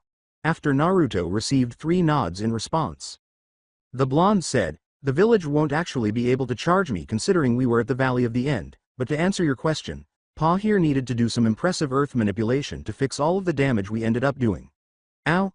Naruto raised an eyebrow as both Pa and Ma leapt forward and struck Jiraiya in the head. As he landed after striking Naruto in the head, Pa remarked, "You mean all the damage you did, Naruto boy? I wasn't the one who transformed myself into a 500-foot version of myself just to take care of a few golems." Transformed. I thought that the transformation jutsu was just an illusion. How could that help? Jiraiya turned to his godson and raised an eyebrow.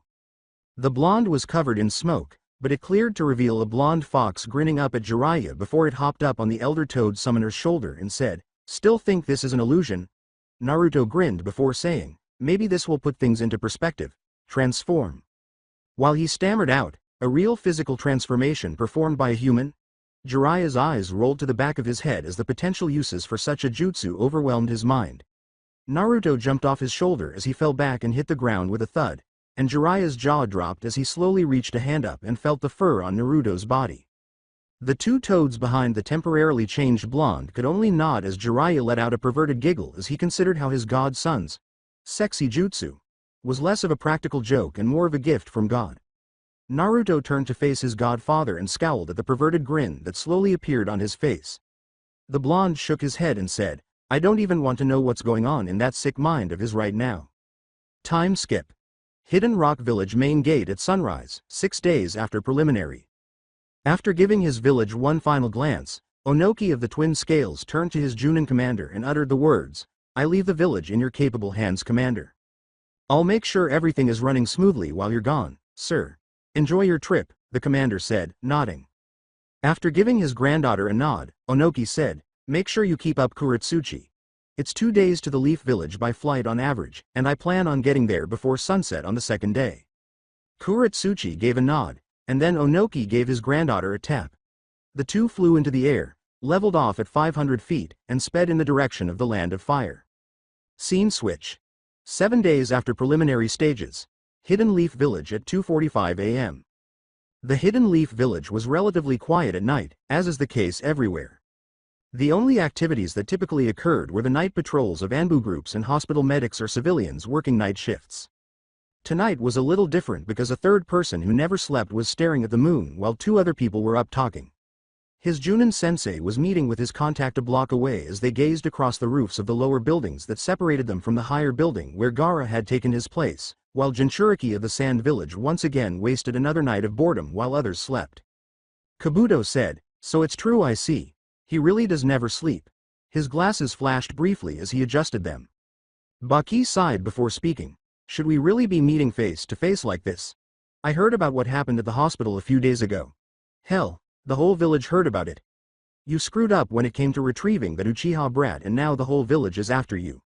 If I'm caught talking to you it would not look good." As if it were no big deal, Kabuto waved his hand and said, "It wouldn't matter since anyone who found us like this could easily be taken care of. And to tell you the truth, I allowed myself to be discovered. The Leaf Village was on guard for him." Baki looked at him, wondering how someone could be so foolish. Why would you do something so stupid?" Baki asked. Kabuto nodded and continued, "Well, to be honest I was curious to see how the Leaf would react, and it did not disappoint. But enough chit-chat, here are the plans for the case cage." Kabuto scowled and said, "You take too many risks, Sound Nin. If you expose the plan before we are ready then we will have to pull out. The Sand will not make a move until the Sound attacks. That is the case cage's will." Baki accepted the scroll that Kabuto had offered. A figure tensed up in an alley a block away, thinking, "The Sound is going to attack and the Sand is helping."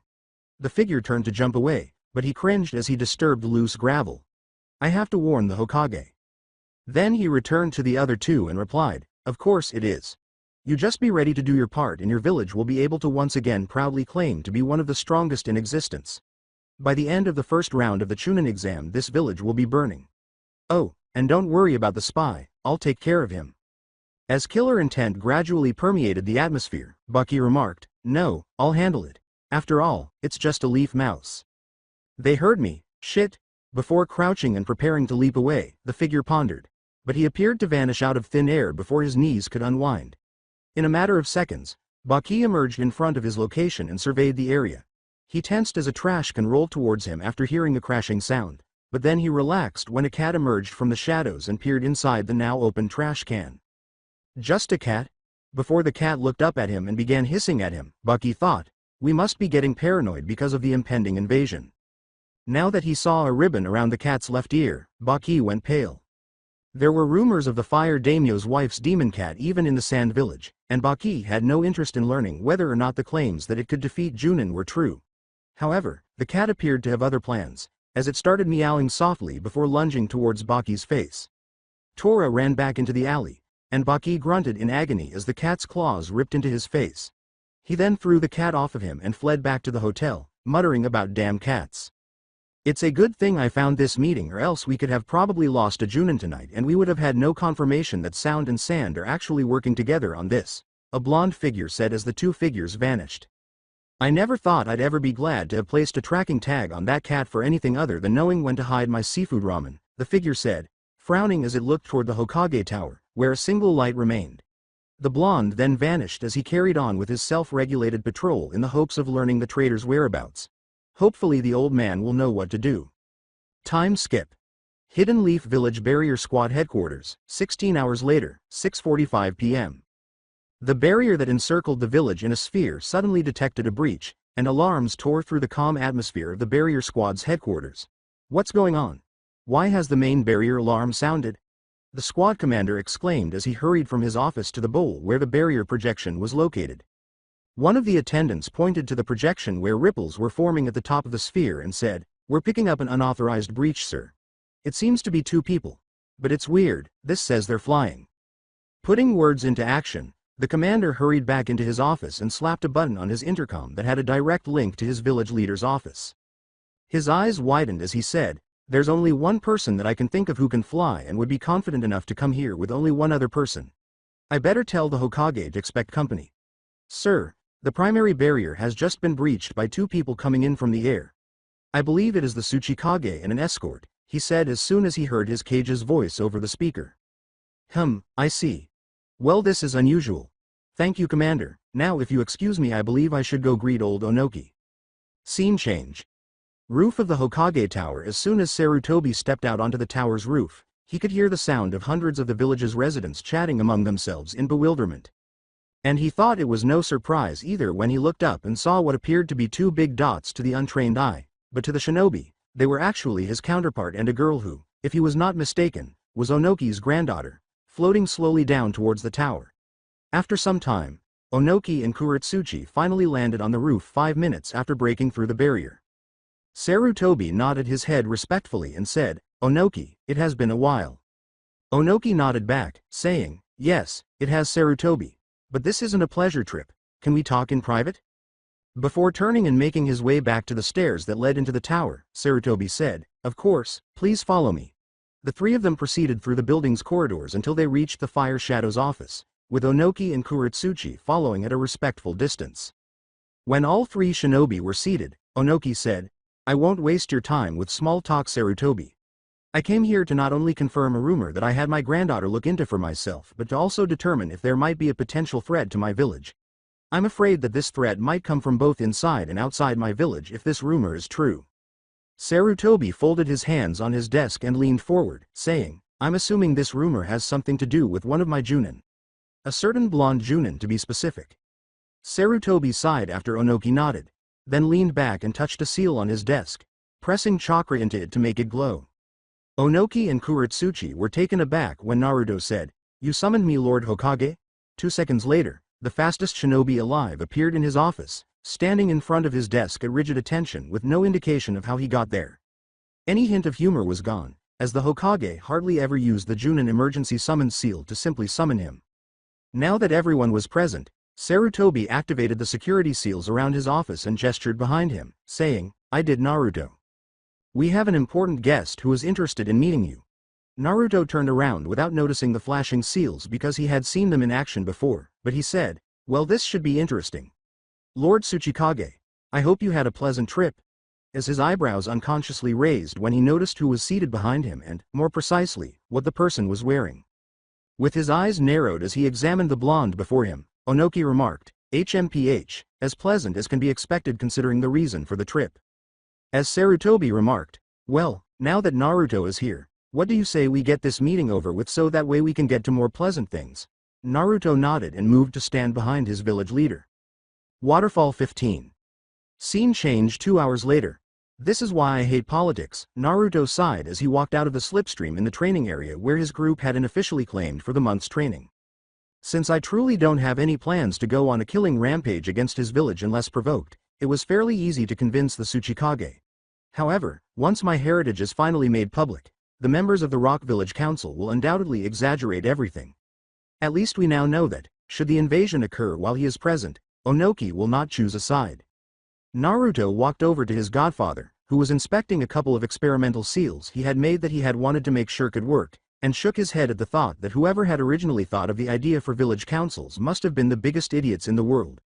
The outcome of the meeting would undoubtedly be of interest to Jiraiya. He then intended to work on a novel technique that he had come up with during the meeting. Time skip.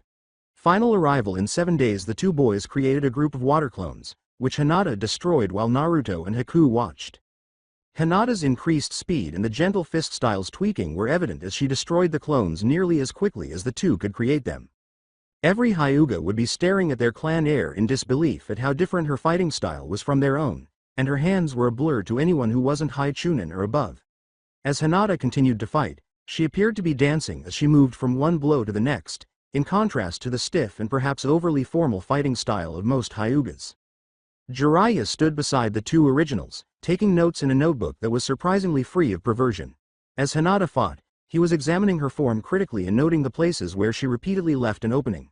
However, his notebook contained surprisingly few notes, which was fortunate because the original gentle fist was easily dissected if one knew the style as well as Jiraiya did from fighting alongside Hyugas during the Third Shinobi War. As Hinata spun around and sliced through a ring of clones with chakra shooting out of her pointer fingers in a thin but long blade, Naruto grinned and remarked, "She's definitely going to kick some ass during the finals. You taught her well, kid. I just can't wait to see everyone's faces when she lets loose with that presence of hers." Jiraiya replied with a grin. As Hinata removed the final clone, Haku remarked, "Indeed. Hinata will do very well against her cousin now that you have made the gentle fist style actually fit her own fighting style." Naruto said, frowning slightly as he turned to face the village, "Let's just hope we can do as well with what comes after." Jiraiya laughed as he said, "Trust me, we'll be fine. With the advanced warning we are already preparing for the invasion. And any summons that my old teammate uses to get through the walls will have to deal with the toads first." Naruto nodded as he approached Hinata and said, "Good job, Hinata. Now I want you to take a break from training for the exams. This doesn't mean I want you to stop training altogether, just enough to keep you in fighting shape. We don't want you worn out before your fight." As Hinata dabbed at her perspiration, she said, "Yes, Naruto-sensei." With a sly smile, Jiraiya started to turn a page in his notebook, but as it was in the air, a wind senbon tore right through the fresh page. When Jiraiya looked up, she saw Naruto pointing toward Jiraiya's body with one hand while holding another wind senbon in the other, specifically, right between his legs.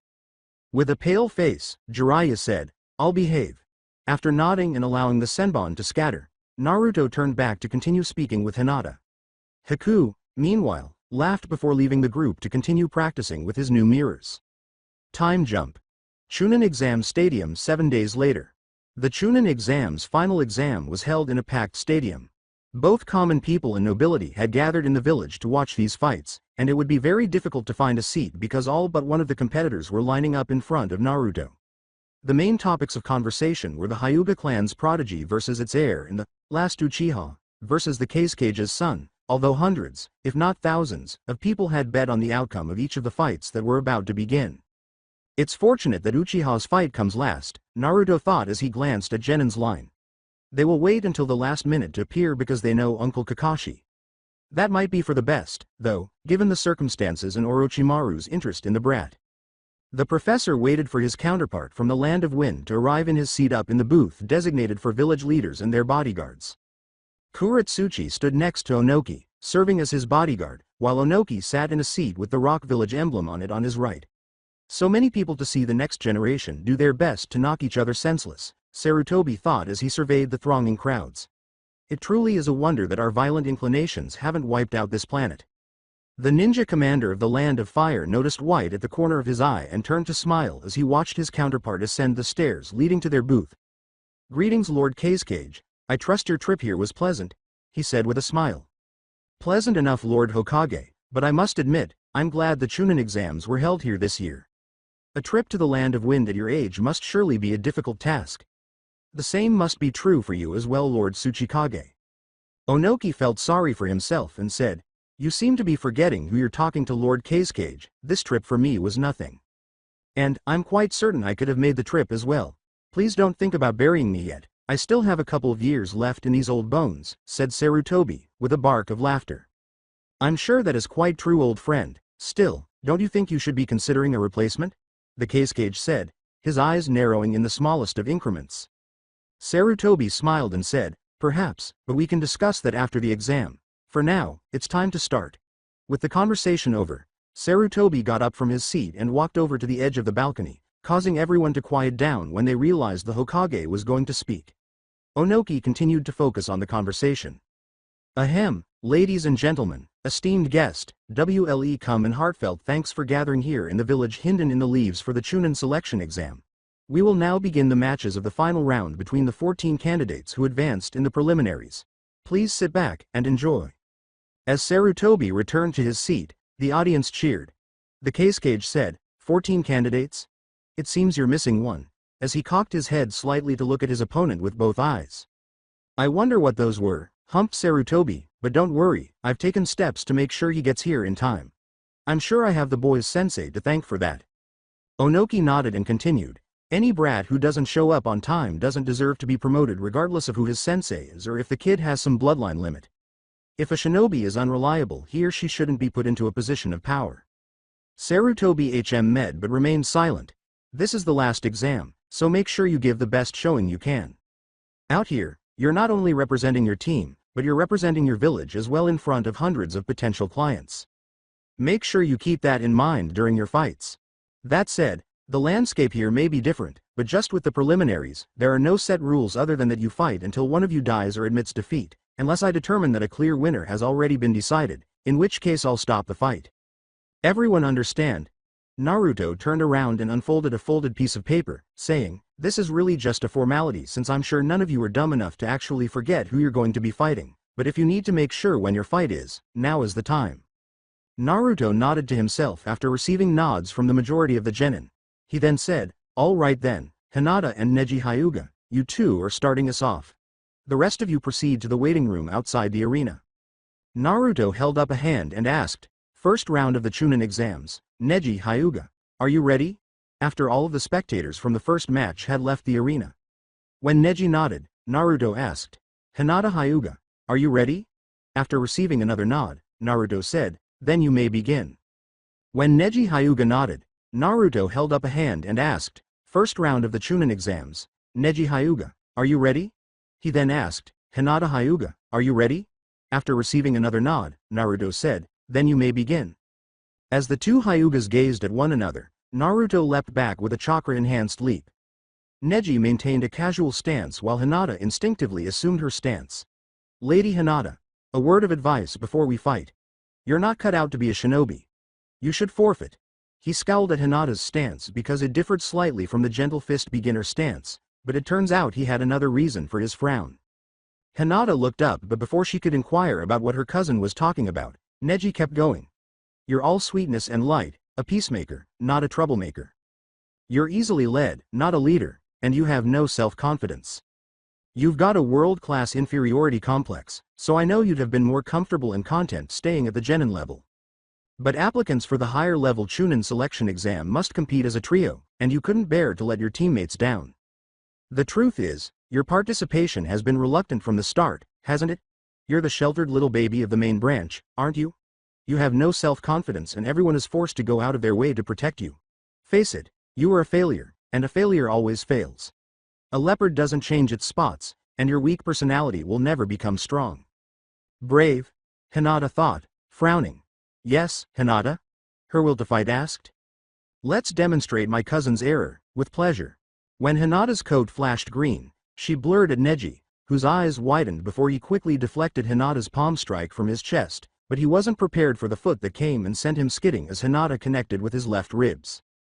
As Neji skidded to the side, he saw his cousin use the momentum of the kick to turn towards him even as she pushed off with her left foot. Landing right in front of Neji, who had stopped skidding and launched a retaliatory strike at her chest, only for Hinata's own palm strike, which should have jarred her shoulder, but she instantly bent her elbow, spun into Neji's guard, and slammed her elbow into his face, blowing him back with the condensed chakra she had put into the strike that mimicked the Gale Palm Jutsu. Tell me, Neji, if I didn't want to be here, then why didn't I drop out when I had the chance to during the preliminaries? Hinata said, her lips quivering as she turned back to face her cousin and reverted to her starting stance. In addition, I believe you will discover that I prefer tigers to leopards. Regarding the fact that I have never changed my spotsa or, in my case, my stripesa, people alter them nearly every day as our identities are altered by new experiences. Foolish philosophical talk from a person who tries to deny their fate. Neji growled as he stood up again. Lady Hinata, you will undoubtedly lose today and continue to be a failure. That is your destiny, and it will remain so forever. Neji snapped his head toward Naruto when their proctor laughed, saying, "Oh, you have no idea how wrong you are on that count." Neji was about to respond when Hinata suddenly appeared in front of him and leapt up, slamming her right chakra-coated foot into Neji's chin. Though his body had risen to the same height, the force of Hinata's kick forced Neji's head back, and she took advantage of this by slamming a chakra-infused palm strike into his stomach, where the primary chakra coils began. Since neither had yet activated their Byakugan, Neji was sent flying back and landed hard on his back, while Hinata landed with the grace of a ballerina who had just done a jump as part of her dance. Neji sprang to his feet and used his chakra to unseal the tenketsu that Hinata's strike had closed, growling at his cousin's apparent luck and snarling. "Congratulations, Lady Hinata. I thought you were too soft-hearted to take advantage of a person's distraction that way. Now, though, things become serious." As Neji's Byakugan blazed into existence, he hurried his cousin into her own stance, causing her coat to turn yellow and markings that resembled spectacles to appear around her eyes. Neji briefly wondered what had happened to his cousin, but he set that thought aside as he focused on beating her to death. However, Hinata put those plans on hold when she started dancing around Neji's strikes almost before he could launch them, and to make matters worse, she hadn't even activated her own Byakugan yet. Heishi sat up in the stands with his youngest daughter and other Hyuga clan members, including the entire Elder Council. He frowned as he noticed that his eldest daughter's coat changed color and that there were markings around her eyes. "Is this her presence?" Heishi thought. "I thought it was supposed to resemble a tiger." His frown lightened slightly when Hinata started to avoid her cousin's attacks, making it look easy as she did so, and without her Byakugan. One of the council's oldest members, Shinobi, remarked, "It appears that Uzumaki has trained her well." The other elders nodded in agreement, but one scowled and remarked, "Even so, an outsider training our clan heir for this match does not sit well with me." Another elder stated, "Nor with me, but we really had no choice." As the elders muttered to themselves, Hanabi scowled. Her sister had appeared so frail during her academy days, but now she appeared to be just as strong as her cousin, who was referred to as a prodigy. Maybe she should ask this Uzumaki person for training after she finished learning the gentle fist style. It wouldn't hurt to receive the same instruction as her sister. When her sister's coat abruptly turned green instead of yellow and Hinata began attacking Neji with a ferocious barrage, she was startled out of her reverie. "I think we've got him mad enough, don't you?" Hinata said as she sidestepped a palm strike aimed at her shoulder back in the arena. "Yeah, let's really test him. There is no doubt as to who sent the thought." As Hinata started to land blow after blow on his arms, Neji had to backpedal to prevent her from hitting his chest, but that only worked for about 20 seconds as Hinata appeared to vanish from his vision for a split second and he felt a painful strike land on his back. Neji thought, gritting his teeth, "I didn't want to show this so soon, but it seems I have no choice. I cannot believe she has forced me to use this." Neji yelled, "Rotation," and abruptly started spinning, expelling chakra from his tenketsu. When Hinata stopped, her eyes widened slightly at the sight of a very shallow but wide crater that had formed around her cousin. A spinning dome of chakra that flickered because of his closed tenketsu shot out of his body, throwing Hinata back before she backflipped and landed on her feet skidding. "Rotation is something you learned?" Hinata asked with a raised eyebrow. She knew her cousin was a genius, so it didn't surprise her that he could, more like that he was able to do it before he turned 15. Inside her head, knowledge was going into overdrive trying to figure out how to get past the Hyuga's so-called ultimate defense. As he unlocked his blocked tenketsu, Neji grinned smugly and remarked, "Are you shocked that a mere branch member could figure it out? This only serves to demonstrate that you are destined to lose to me today." Heishi and all of the elders up in the stands were in awe of Neji's apparent ability to learn a main branch technique on his own, but Hinata was more concerned with mastering the technique than with how he did it. "You'll need to cut through it, but if you sharpen the edge enough, your chakra wave jutsu should work," Knowledge said. Hinata reflected, "That might work, but I don't want to tear him to pieces as well." Before Hinata heard him yell in agony, Rude remarked, "He would deserve it for all of this crap about fate he keeps throwing out of his mouth. We are better than that. We do not maim or do other permanent and or major harm to family members,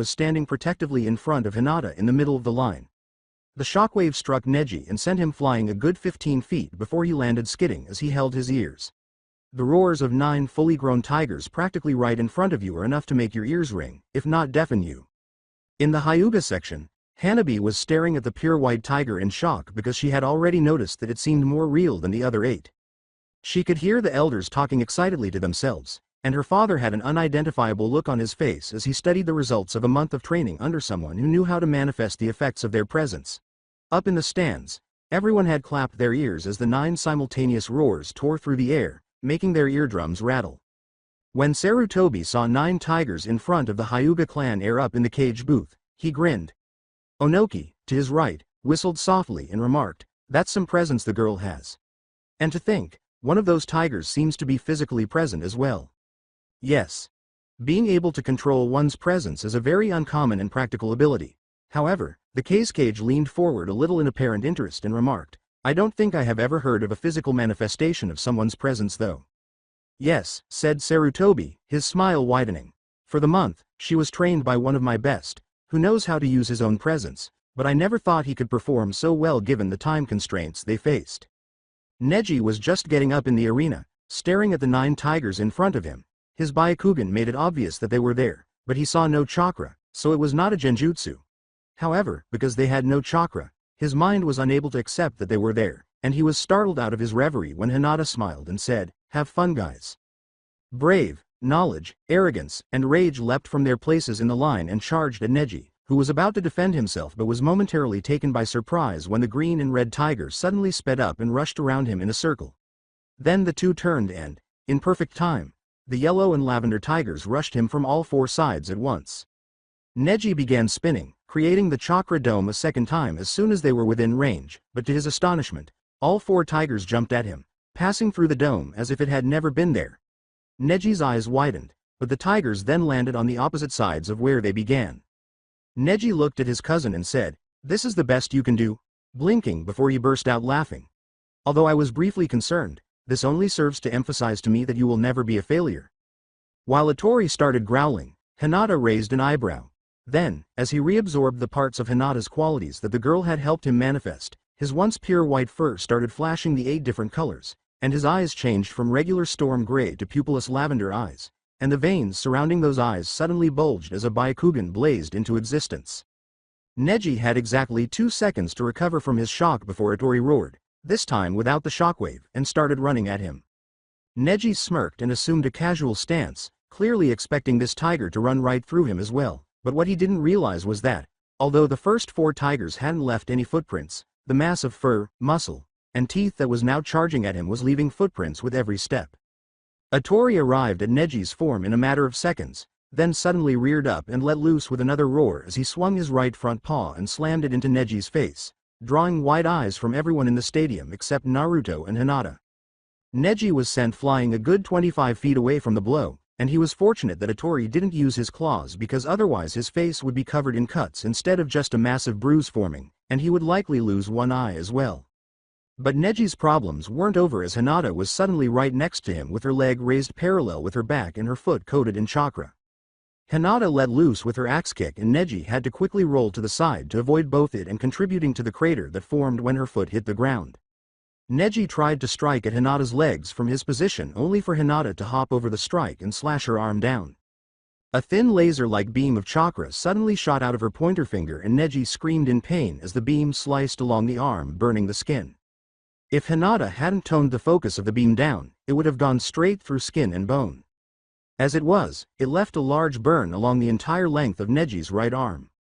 Hinata landed and dropped into a crouch as she slammed a chakra-infused palm into Neji's stomach, hitting one of the 10 pressure points that Naruto had told her about over the month, sending even more pain into Neji's form as he instinctively curled in on himself. When Neji was finally able to get over the pain, he felt a kunai resting against his jugular and saw the tiger standing over his form with its mouth open as if it was just waiting for the command to take a chunk out of his face. "Give Neji. This match is over," Hinata said coolly. After clenching his teeth, Neji raised his right hand and uttered the words, "Proctor, I forfeit." "Neji Hyuga has forfeited, so Hinata Hyuga is the winner," Naruto declared with a nod. As Hinata put away her kunai and extended a hand for Neji to take, the crowd cheered. However, Neji swatted the hand away and scowled as he stood alone and started walking to the balcony where the other exam participants were. Hinata scowled before saying, "Neji, take this fight as a lesson. We are not constrained by a predestined fate. Rather, we create our own." Hinata sighed as Neji's form hesitated for a few seconds before continuing on, and Atori snorted beside her, saying, "That kid needs some serious therapy." Atori quickly apologized before fading into oblivion after Hinata gave him a look that made it clear she wasn't amused. Naruto approached and said in a low voice, "Well done, my apprentice." Hinata flushed as Naruto went on in a louder voice, "Now if you'd please head back to the balcony so that we can get the second fight done." Naruto positioned himself in the middle of the field and said, "Will Shino Aburame and Riko Uzumaki please come down for their fight?" As Hinata nodded and started to move toward the tunnel her cousin had taken. After a minute, Naruto saw both Riko and Shino leave their positions on the balcony and start walking toward the stairs. He then looked up at the cage booth and saw the 3 village leaders discussing the last match, and he smiled because he could read the words, "likely," and "promoted," off the lips of the Tsuchikage. If the village leader, who was the Hidden Leaf's main enemy during the last war, thought one of their ninja did well, then that really said something about that individual. Naruto only hoped they were referring to Hinata. When Shino and Riko positioned themselves in front of him, he returned his focus to his immediate surroundings and smirked as he observed that Riko was standing as tense as a coiled spring ready to be released, while Shino was as stoic as ever. "Are you two ready?" Naruto raised his hand and said, "Then second round, begin," after receiving a nod and a monotone, "Yes," from Shino and another nod and a much livelier, "You know it," from Riko. When he said, "Just a friendly warning before we start," sparks started to appear all over Riko's body as soon as Naruto slashed his hand down and made a chakra-laced jump to give the two some space for their fight. "If I were you, I wouldn't try to drain my chakra with your bugs." Learning how to become a living bug zapper took up the majority of this month. As he adjusted his sunglasses, Shino said in a monotone, "I appreciate the warning, even if it is not very shinobi-like of you to do so." The slight insult seemed to just wash over Riko, who continued to stare at him for a moment before he calmly said, "Lightning style, lightning kunai jutsu." As 8 kunai formed in his hands and he started throwing them at Shino one at a time. Riko then took a single jump back before he started backflipping with one hand to avoid them. Remember his backward jump in Naruto Storm Generation? It wasn't too difficult because Riko was just separating the two by even more than his jump had already done. As Riko started a lengthy chain of hand seals, Shino realized that. He then stopped on the common lighting hand sign and exclaimed, "Lightning style. Lightning wave jutsu." The sparks surrounding Riko's body started to multiply wildly, and eventually a real wave of electricity shot out of his body, growing larger the farther it traveled. The electric wave was easily 15 feet tall and 20 feet wide by the time it reached Shino's form 30 feet away. At a speed that no genin should be able to match, the wave rushed towards Shino. However, Shino disappeared in a tornado of beetles before he returned to Riko's right, breathing a little more quickly than usual, before it could zap him into unconsciousness as Riko had fervently hoped. Riko said, "You've learned how to shunshin at our early age. And you've even managed to adapt it to better represent who you are. Well, color me impressed." He raised an eyebrow in appreciation and let the wave fade. "Thank you." I thought it prudent to learn this technique considering what you showed during the preliminaries since I had no way of knowing if there would be sufficient objects to replace myself with. Shino responded with his trademark stoic tone. As he med, Rico's head and eyebrows lifted slightly. Then, with the wind swirling around him, his katars suddenly went out, and he spun in a circle, slashing Shino with his right katar first, then his left. Like miniature horizontal tornado jutsu, the circling winds sped towards Shino's form as the blades swung. Twice as fast as his lightning wave jutsu, the two wind vortexes charged at Shino, slamming into his body before the bug user abruptly burst into hundreds of flying bugs. Looking behind him with his head, Rico said, "I have to say that I'm even more impressed that you could make a clone of yours form that far away from you and having it seem to be the real you by seeming to appear in a shunshin as well. Your observation skills are rather good. That clone was supposed to fool you for a bit longer," Shino said as he emerged from the adjacent woods that were a part of their arena. With his katars already positioned to strike Shino in the elbows, Rico med once more before firing at his form. Rico was still sparking, so Shino jumped backwards quickly to avoid risking blocking with kunai. An electrical shock of any kind could not afford to divert his attention. Before Shino was abruptly engulfed in smoke and a log fell to the ground, Rico trailed his opponent into the woods. As Rico searched the woods for his opponent, he thought, "Damn, I just let him lead me to right where you wanted me to go." Not an easy task when the man could use his insects to cover his coat in patterns that would help it blend in well with the trees surrounding bark. Rico used his katar's splitting function as he turned his head to search, coating them in wind to increase their reach and sharpness. In addition to enabling him to respond to threats more quickly, this would deter Shino from attempting to approach him closely enough to engage him. He now had a fly swatter for humans as well, and the sparks surrounding him would keep the bugs away. The sound of metal flying through the air from both sides of him jolted him out of his thoughts. Rico ducked abruptly to avoid the weighted end of a chain with a 5-pound ball attached to the end, and sparks flew as he flicked his katars before the two kunai hit the ground. He glanced at the source of the chain and saw Shino, wearing rubber gloves, holding the other end. Rico raised his eyebrows and responded, "Interesting weapon. I was under the impression that you Aburame don't use any weapons other than kunai since you rely mostly on your bugs to help. And why do you have rubber gloves with you? Are you planning on scrubbing the kitchen floor when you are done with this fight? It would not be wise to get close to you while you have those weapons of yours. So I learned how to use the chain during this month. As for the gloves, I always keep them with me in case I fight an opponent like you. Do not fool yourself into thinking that you are the first shinobi with the lightning element to think of constantly channeling it to keep our bugs at bay. Yeah well, I bet I'm the first shinobi you'll see do this." Rico paused at that, then added, "Using this is way overkill." Rico's katars were swiftly sheathed as he started running through hand signs, saying, "There's a reason why I'm called the Thunderstorm by my friends. That is true. What's not true is it's just because of my third element. It's because of my combining of the three." Rico stopped on one that the Aburame had never seen before and yelled, "Storm style. Raging Hurricane Jutsu. It appears that he has counters for everything else, so I'm going to have to do it to really put him on defense." When Rico's chakra became visible, it soared, giving the impression that he was in a flaming bonfire. After that, the chakra exploded into the air and spread out, influencing the surrounding air to create storm clouds by attracting all of the moisture and causing the clouds to spark by attracting all of the static electricity. The clouds started to spin and blend together until the arena was covered by a single mass of clouds with an eye growing in the middle. "Why are you using that technique, Rico?" Tsunami scowled up in the stands. "Do you truly believe you need the added advantage it provides?"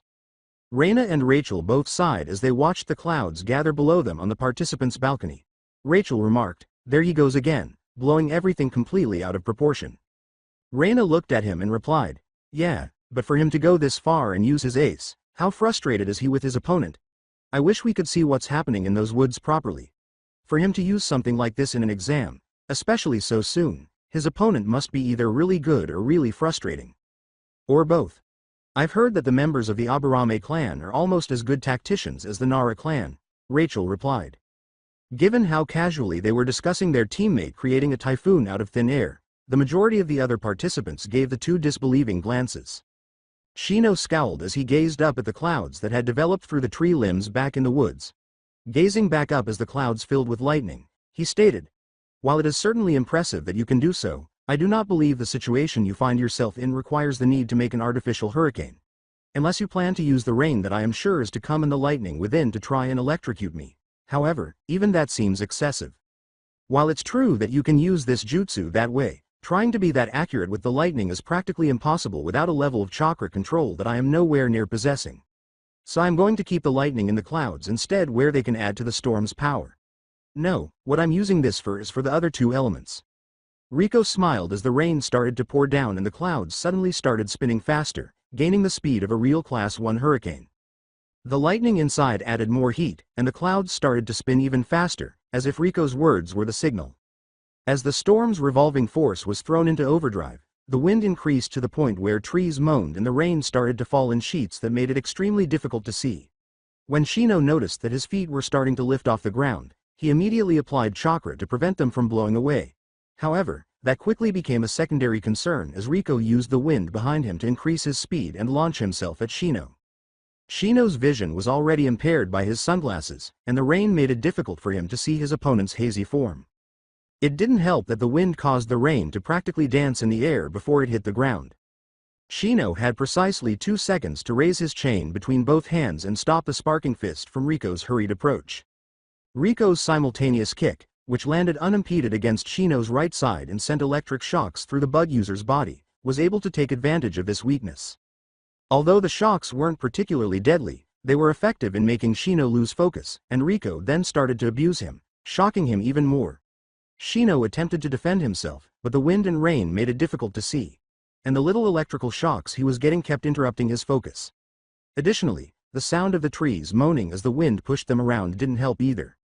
No one could see anything up in the stands except Naruto, who stood in the eye of the miniature hurricane with his eyes closed and surrounded by a visible shell of chakra. Since his chakra filled the entire eye and most people assumed it extended farther beneath the clouds, anyone who had worked with the blonde could identify the signs of the blonde using his chakra viewing technique. Everyone murmured as they discussed the numerous lightning strikes that kept occurring in the clouds and the glimmers of the storm they could see beneath the clouds on the other side of the eye where they were sitting. The cages were using the time to discuss whether or not generating a hurricane was a good tactic if done correctly, or if it could be viewed as being too impatient. 5 minutes later, the emptiness of the scene was finally broken when Naruto's chakra abruptly vanished. He took a step to the side as Shino's battered and bruised form unexpectedly landed on the ground not 5 feet away from him. He rolled once before shakily getting to his legs in an attempt to recover from the incredibly powerful kick Rico had just landed on his chest. Before he slammed his fist into Shino's jaw and sent the Aburame to the ground once more, said Whirlpool Nin leapt into the eye. Shino stayed motionless this time, and Rico let out a sigh before removing the water from his hair. Everyone watched as the storm quickly subsided after he made 2 hand signals. The storm clouds dissipated in a minute, and the sun shone into the arena, exposing that most of the trees had started to bend sharply in one direction, and some of the thinner ones were even cracked. Additionally, there were numerous tiny puddles dispersed throughout the arena. Naruto hurriedly walked a short distance and knelt down to see how the Aburame was doing. He paused to examine the minor electrical burns that covered his body, determining that he did not require emergency care.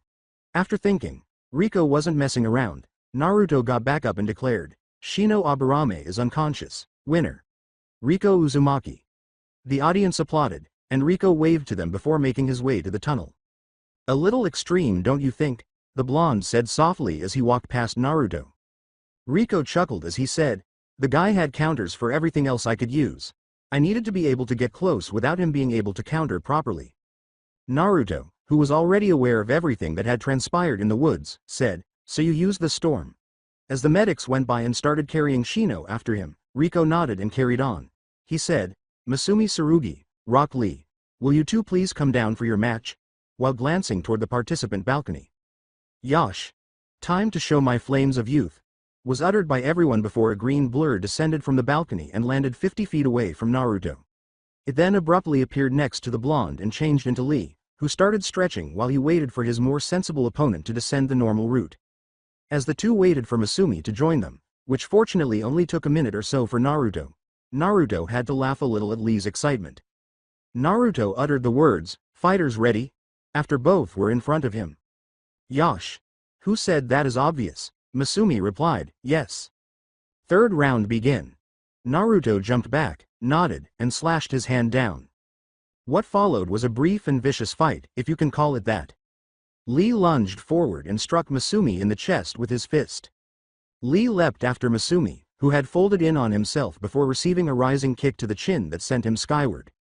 When Masumi stopped getting up, he saw a flipping Lee before Lee's axe kick struck him.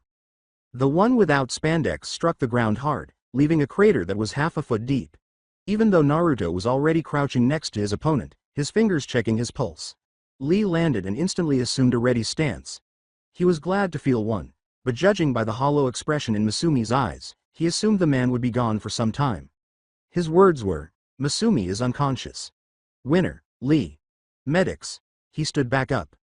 The audience gave hesitant applause as they attempted to accept that the fight had only lasted 10 seconds. As he shouted to his sensei that he had done it, Lee was running around like a chicken with his head chopped off, performing a victory dance. The sensei responded by expressing his pride in his student's youthful fervor. After this went on for 2 complete minutes, Naruto received a tick mark, and by then the medics had already arrived and taken the unconscious Masumi away. Naruto yelled, "Get off my field!" using the big head jutsu that Iruka had taught him. Lee eeped and fled toward the tunnel that Naruto was indicating. Scene shift. Running track at Hidden Leaf Village Academy. Iruka was watching Konohamaru's class as they ran laps around the academy's track when they heard a distant voice yell, "Get off my field!" All of the children turned to look in that direction, wondering what was going on. When he realized how loud the shout was, Iruka grinned and thought, "Ah, a true masterpiece of the art of getting people's attention.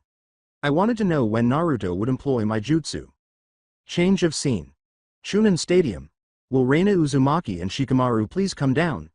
Naruto sighed, running a hand through his hair before turning to face the other exam takers who were waiting for their turn. Shikamaru sighed as he stood on the balcony, asking, "Troublesome. Why'd I have to fight a girl?" Shikamaru had shown himself to be incredibly lazy, and Reina wanted to discipline him for whining about having to fight a girl, so she scowled at him and said, "Because we were randomly chosen to fight each other. Now get moving, sloth, or I'll throw you down there." With a sigh, Shikamaru muttered, "Troublesome." He then turned and started to move in the direction of the adjacent stairs. To ensure that he truly passed Naruto before the sun set, Reina walked directly behind him. "Fighters ready?" Naruto asked when they were in front of him. Reina nodded and replied, "Yes." Shikamaru muttered something annoying before nodding as well. When he said, "Fourth round begin," Naruto nodded as well. Naruto vanished because he didn't want to be close to Reina in case she chose to make a symbolic entrance. His precautions paid off, as Reina leapt back and blitzed through hand signals before yelling, "Water style. 1,000 needles jutsu." The water in the puddles around her swelled as she landed, and needles shot out of them in a crossfire towards Shikamaru. With a curse, Shikamaru started to put as much distance between himself and those needles as possible before immediately jumping back into a backflip. He performed a sideways handles cartwheel as soon as he exited the backflip, followed by another backflip. As the Just You threw precisely 1,000 needles at him, he kept doing this while making a zigzag pattern toward the arena wall and then starting to flip it up. Shikamaru eventually ran out of jutsu after making a full circle around the rim and arriving at a point approximately 5 feet from the top of the wall. He was breathing a little because he hadn't anticipated the jutsu lasting so long. For the first few groups, it could have easily shot 10 or 20 needles, but after that, it had only shot one after the other. The water senbon abruptly dispersed and returned to the ground as soon as the jutsu was over. Shikamaru continued to catch his breath and exhaled a sigh of relief.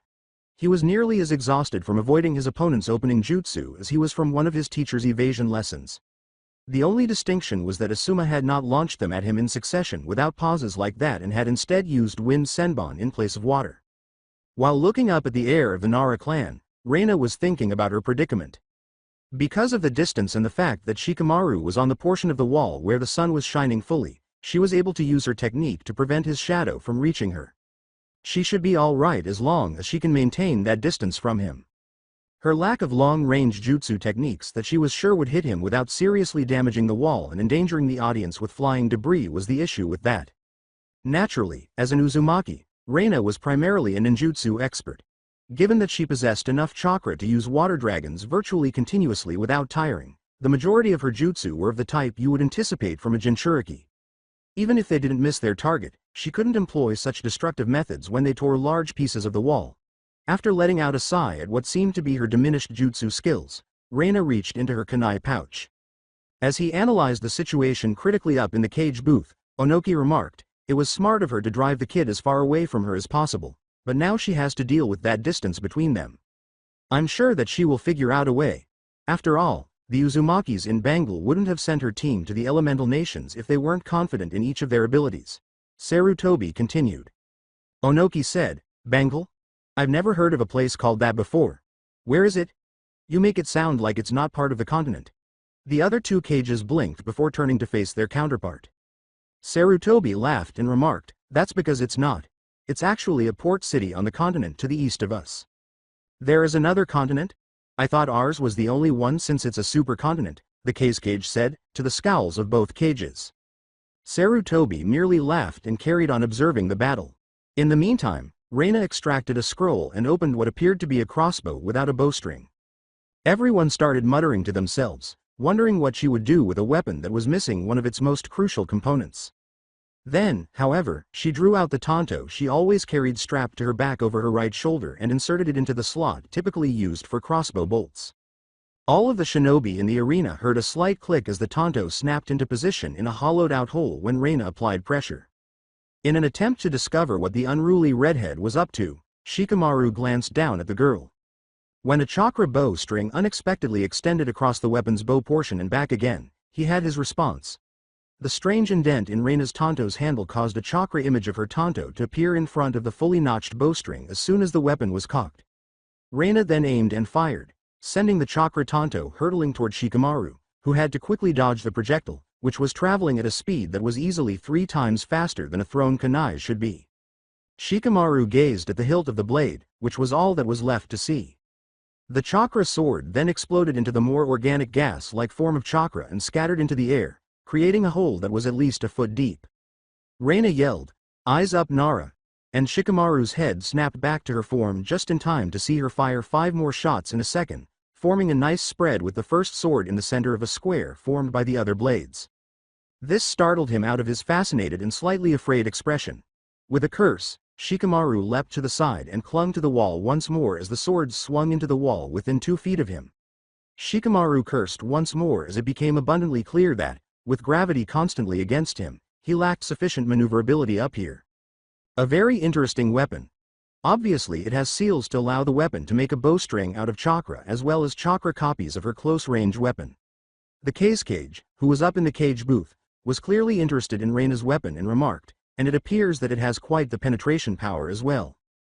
And if I'm not mistaken, she's using wind chakra for the ammunition as well, Onoki replied. Meanwhile, Reina had cocked her weapon once more and started shooting pot at Shikamaru, making sure to keep him away from the wall's shadows. This continued for 7 or 8 more minutes before Reina seemed bored. Shikamaru sighs in relief as she lowers her crossbow, and he crouches until he sees her remove the scroll once more and use a second seal that appears to contain a tiny telescope. After that, Rachel fastened the scope to the crossbow stock and opened a second attachment that made the stock longer. Reina pressed a button on the telescope and held the stock against her shoulder, allowing her to see through the spyglass. This confused Shikamaru until he caught a glimpse of a red dot just above his bent knee out of the corner of his eye. Before another chakra tanto almost tore Shikamaru's knee off, his eyes widened. If he hadn't shifted when he noticed the dot, it would have. Shikamaru cursed as this became much more difficult because, previously, the distance affected Reina's aim. Instead of merely hoping for a lucky hit, she was now sniping him with a counter. It was clear to anyone familiar with the Nara clan that Reina was keeping her opponent guessing so he wouldn't think of a way to fight her. Before Shikamaru abruptly threw out 2 kunai with balls attached to their ends that exploded in bright light that resembled 1,000 candles once the kunai were 30 feet away from him, it appeared to be effective for 4 more minutes. When they were able to open their eyes again, they discovered that Shikamaru had vanished. Everyone's eyes had snapped shut in agony. When Reina realized her opponent had managed to give her the slip, she scowled. He wasn't there getting ready to use the wall's shadow to enhance his own, as evidenced by his glance at the other end of the wall, which left him with the option of either being in the forest on the opposite side of the dark wall trying to think of a plan, or being underground to get closer. With a sigh, Reina pressed a lever on the side of her crossbow, which displayed the following readings: automatic on the bottom, semi-automatic in the middle, and single fire on top. Using these is something I detest. They're such a drain on my chakra. Reina aimed at one side of the woods and depressed the trigger, causing her weapon to spit out tantos one after the other without even bothering to reset the bowstring, which had vanished because seals were using a completely different launching system. Before she reached the end, Reina flipped the weapon back to single fire, popped the Tonto out of its slot, and then broke the crossbow apart, putting all of its parts into their proper seals. She had already swept the weapon across the woods, tearing it apart. The majority of the audience was stunned as she was doing this, thinking, what the hell? As a group. As she heard inquiries about the type of weapon her niece was wielding, Tsunami laughed and remarked, "Ah, the wonders of seals." When Elder Tanos was making it for her, it was obviously helpful to be able to understand how firearms operate. I promised that if he so desired, that man could create a super laser capable of destroying the moon. Fortunately, he is not a crazy scientist but rather a professional firearms expert. Sarutobi could actually see the case cage's veil dampening as Onoki and the case cage drooled over such a weapon up in the cage booth. He was chuckling and said, "Impressive, isn't it? Too bad it's more greedy than an Akamichi who hasn't eaten for a week when it comes to using chakra in that mode." He was regarded by the two cages as though he had just killed 1,000 puppies in front of them. The case cage whimpered, but I want one," in a low voice that Sarutobi could still hear because he was sitting next to him and had good hearing. "You'll have to ask their Junin-sensei if she can replicate it then." Sarutobi laughed and said, "But I doubt she'd agree considering who's asking and what's going to happen after all this." Reina had sheathed her Tonto and was now practicing hand signals when she stomped her foot on the ground and exclaimed, "Earth style. Earth's tremble jutsu." Since it wasn't one of her natural elements, the earth jutsu required a lot more chakra, but the results were well worth it as the ground shook violently once, cracks formed, and the ground uplifted itself in huge chunks. While the two foreign cages were drooling like children in a candy store, a move that was widely imitated by other ninja in the audience, including one weapon-using girl with buns in her hair, who had stars in her eyes and sparkles around her head. Remember how Sakura exposed Kakashi when she and Naruto fought him at the start of Shippuden? Shikamaru, 10 feet behind Reina, was visible to all. The last thing Shikamaru saw was a full-body resistance seal flaring before he had a fist in his stomach. Reina turned her head and smirked evilly as she said, "Got ya." Shikamaru cursed. Shikamaru Nara is unconscious, therefore Reina Uzumaki wins. We will now take a 10-minute break to repair the arena. Please use this time to visit the concession stands and bathroom as the next break won't be until after the last fight of the first round, Naruto said as Shikamaru's unconscious form fell off of Reina's fist. As everyone discussed the fights thus far, the majority of the audience started to stand up, while others chose to stay seated. While the woods abruptly began repairing themselves as if someone was out there using the legendary wood style, earth style users arrived and started fixing the arena floor. Wink, wink. The cages started discussing the battle and whether it was wise to use what was considered a chakra-powered machine gun to clear a forest to ensure that your opponent wasn't present or if it was simply overkill. To allow them to work, Naruto and Reina strolled toward the tunnel while he remarked, "You and your brother have been doing well so far." The two parted ways, with Reina going to the balcony and Naruto using the water fountain by the restrooms. Reina blushed a little as she said, "Thank you, Naruto." After 10 minutes, everyone was seated and the arena had returned to its pre-event state. The 5th round is about to start.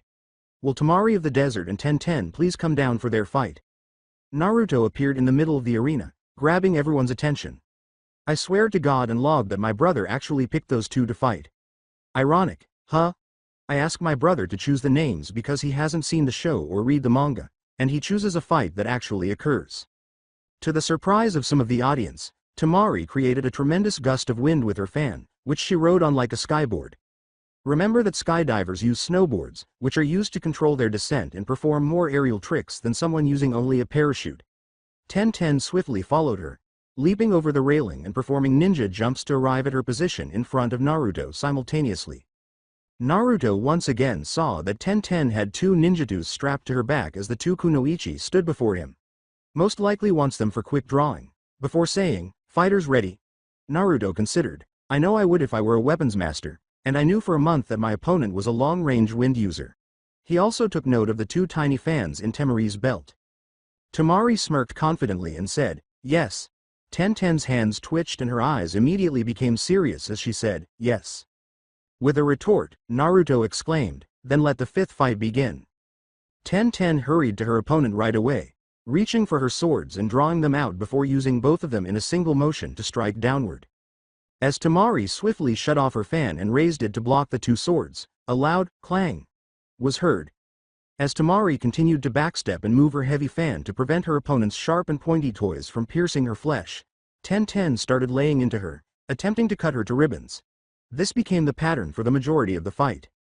Damn, she's not giving me a chance to use the smaller fans I bought over the month, Tamari thought as she was repeatedly pushed back. But given the way she attacks, I believe that if I tried blocking them too much, they would be twisted into a circle. When they arrived at the forest, 1010 jolted Tamari out of her reverie with a viscous kick against her battle fan, causing her to crash into a tree. I can already see the dents forming in Mom's battle fan. Hey, you know she needed to gain some muscle with Guy and Lee on her team. Tamari gritted her teeth to avoid yelling in agony, but she did so when 1010 got past her defenses and stabbed both blades into her opponent's hands. Immediately after dropping the fan, Tamari discovered a blade on each side of her neck.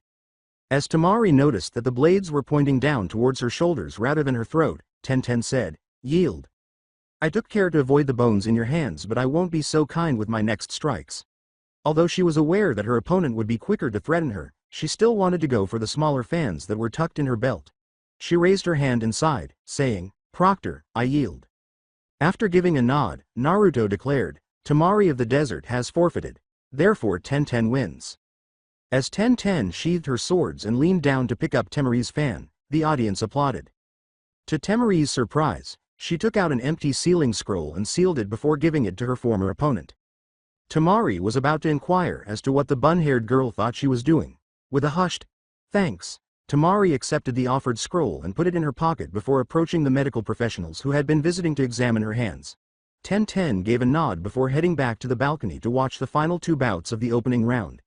This is the proper way for a weapon master to combat a wind type. How I wish I was in Rachel's place. Naruto waited until Tamari and the medics had also left the field before returning to his position and saying, "Will Kabuto Yakushi and Rachel Alliston please come down for their match?" The traitor would be unaware of what had happened to him. How he left that meeting without leaving any evidence of himself is still a mystery to me. Or the possibility that he was in two places at once. We were certain that he was the one who had taken the Uchiha child to the hospital by controlling those corpses.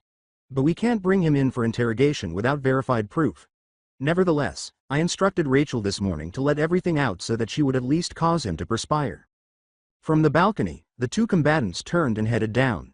"I'm glad I'm finally being allowed to actually finish an exam," Kabuto thought as he adjusted his glasses as they walked. "Now that the Leaf Village has been destroyed, I really have no excuse for holding myself back. But since the body Kakashi captured wasn't actually mine, it's fortunate that no one can prove I was at that hospital. After all, it's too dangerous to get caught myself. They had to stop looking into me because they had a solid alibi that I was on the opposite side of the village at the time. Shadow clones are a blessing." When the two combatants finally arrived at Naruto, they stood facing one another. Kabuto smiled in a way that was both calming and cocky. Meanwhile, Rachel's expression was one of unwavering resolve. For whatever reason, Naruto had instructed her to fully commit to this individual. She intended for this match to be the medic Nin's only major negative experience. "Fighters ready?" Naruto asked, looking between the two. Both nodded, and he said, "Sixth round, begin." Rachel was leaping backwards to dodge the chakra scalpel that was headed for her neck before Naruto's hand had even started to descend. With narrowed eyes, Rachel swiftly pulled out one of her hook swords and attempted to cut off the offending limb while she was still in midair. As he stepped into Rachel's guard, prepared to thrust the scalpel into the girl's chest, Kabuto swiftly withdrew his left hand while his right hand emerged with a real scalpel that he pumped chakra into and used to push Rachel's sword upward. When Rachel's other hand reached up and grabbed Kabuto's wrist, sparks flew out of it, shocking Kabuto long enough for Rachel to land and put some distance between them. Rachel shot Kabuto a sardonic glance as he rubbed his wrist with medical chakra to restore it to full strength as she landed. Rachel said, "You know, I always thought you medic nin were supposed to be more cautious. What is that saying? Medic nin are the last ones hurt. Seems to me you aren't a very good medic if you just rush into fights like that." Rachel continued to look at her opponent without surprise. After frowning, Kabuto released medical chakra in both hands and lunged at Rachel once more. Rachel then jumped back again, putting her hook sword back in its sheath before landing and quickly backflipping away from Kabuto, who was unable to approach closely enough to use his scalpels. The longer Rachel eluded him, the more he became irritated and followed her all the way to the arena wall. Rachel then arrived at the wall, positioned her feet against it, and then pushed away, slamming her entire arm into Kabuto's neck while yelling, "Lariat!" Before Rachel's arm crushed Kabuto's windpipe and sent electricity rushing through his body, he had precisely 1 second for his eyes to widen. To Rachel's surprise, however, the medic nin smiled before collapsing into mud clumps. Rachel asked herself, damn, mud clone. When did he make that? As she leapt back to the wall and started back flipping up to avoid being on the arena floor in the event that Kabuto used the underground fish projection jutsu. Rachel paused at 25 feet and weighed her options. Now, I have a medic nin who is also of the earth type. It will be challenging to determine whether or not the person I'm fighting is the real one because he can create mud clones. Since lightning is superior to earth, I should use lightning style against him. It's likely that he is aware of underground fish projection jutsu because I can't see him anywhere. Rachel shook that thought aside, thinking, focus Rachel, you can take pot shots at idiots after you win. Whoever named it that was an idiot. Let's see, the best way to counter that jutsu is to either stream lightning through the ground or use the earth tremble jutsu like Reina did. I suppose I'll have to choose the latter because I'm terrible at earth jutsu. With a plan in mind, Rachel leapt off the wall with a chakra boost and landed close to the arena's center. She slammed her hands on the floor and fell into a crouch as soon as her feet touched the ground. As Rachel concentrated on forcing her lightning-natured chakra through the ground in an attempt to attract Kabuto, trails of lightning crackled through the ground. After a minute of keeping the electricity going, Rachel frowned and turned it off. Although Uzumaki's training results in incredibly impressive chakra reserves, she was unable to maintain them for very long. It was too much to hope that Kabuto was still down there, unable to rise again, and she was frowning because he hadn't come flying out of the ground twitching. After a quick glance around the arena, Rachel's gaze settled on the wooded area. Of course he wouldn't just come up where I could see him, she thought with a sigh. Rachel started making hand signals before yelling, lightning style. Lightning wolf pack jutsu. Static electricity crackled around Rachel's form before it expanded and took the form of 5 snarling wolves, evoking whispers from the majority of the audience. But if he thinks I'm going in there after him, then he's crazy. Rachel continued to gaze into the woods and uttered, I want him alive. Before charging into the woods, the wolves let out a collective howl that chilled the majority of the audience. When the wolves reached the edge of the woods, they broke away from their pack formation to conduct a more thorough search. Kabuto was attempting to restore his limbs to normal function while leaning against a tree as they made their way into the woods. As he attempted to heal himself without the mystical palm technique, Kabuto thought to himself, well, now, I don't think I should use any more mud clones against her. Green chakra encircled his arms. He was stuck forcing medical chakra through his coils by will alone, as if it were some sort of sophisticated chakra control exercise, but it's not like he could use that when he couldn't even control his body's movements properly. Additionally, I don't think I should try going underground. She had enough chakra to send that much electricity through the ground, but who would have guessed? Before he heard the crackling sound of electricity, Kabuto thought, I bet she could have made a net if she had controlled it a little bit better. He frowned as he surveyed the tree he was leaning against and noticed an electrically powered wolf not 20 feet away. When the wolf saw him, it lifted its head and howled, seemingly grinning. The wolf launched itself at Kabuto in response to 4 more howls, keeping him occupied until its fellows arrived to assist. Kabuto swore and leapt away, avoiding the mass of animated electricity. Before flipping in midair and slamming all 4 paws into the tree it was aiming for, the wolf sped past him. It then took off at Kabuto's still airborne form, leaving burnt paw prints in the tree trunk. Kabuto swore once more as he threw a chakra string aside and drew himself in the direction of the tree it was attached to.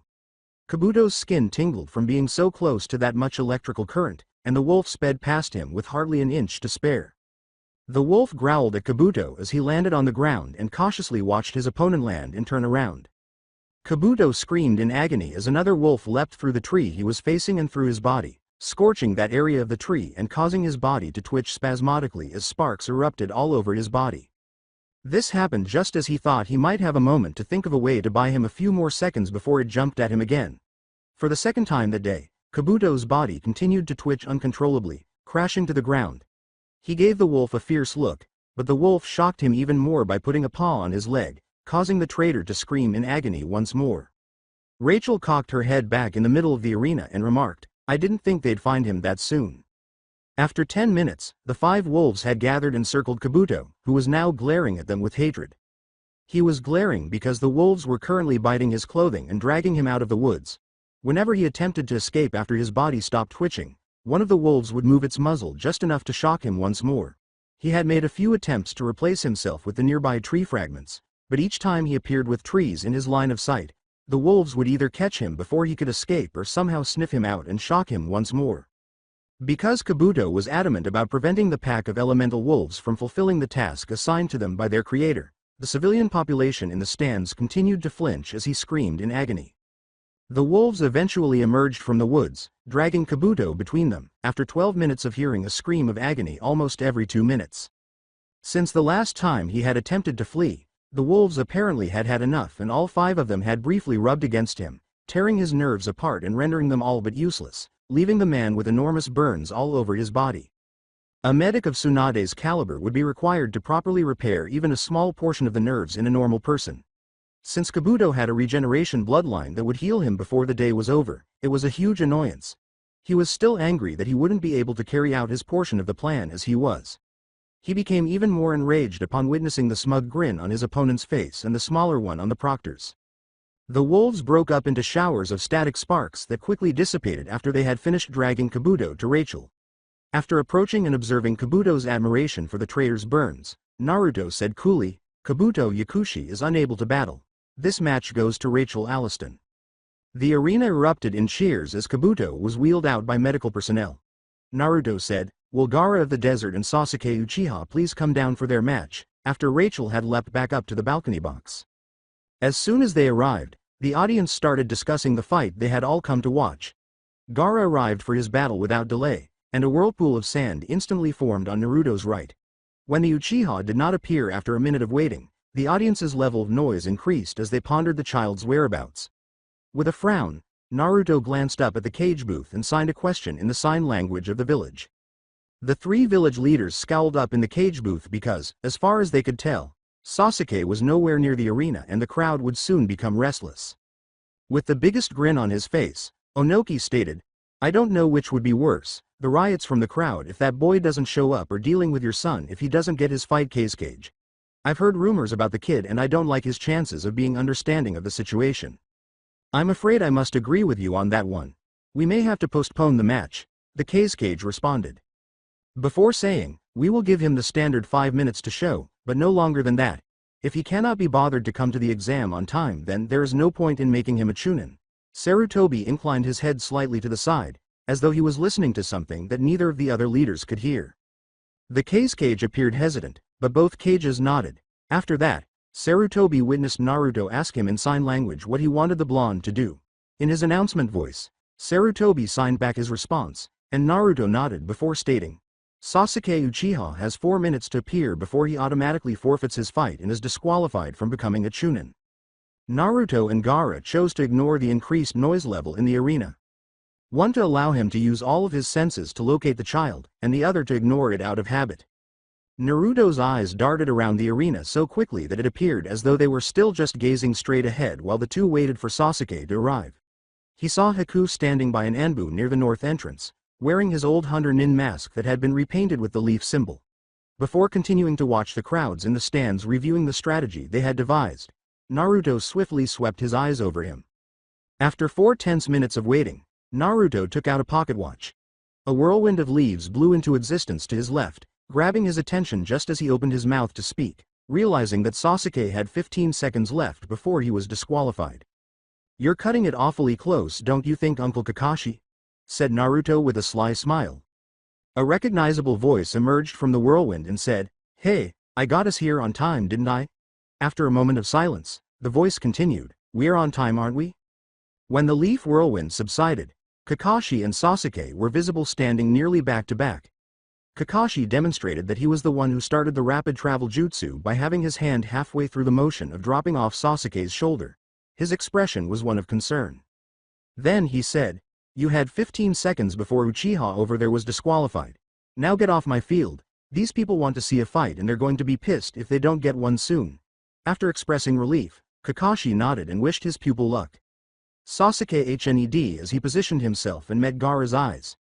"Now that both fighters are here, let the final match of the first round begin," Naruto exclaimed as Kakashi vanished in yet another tornado of leaves.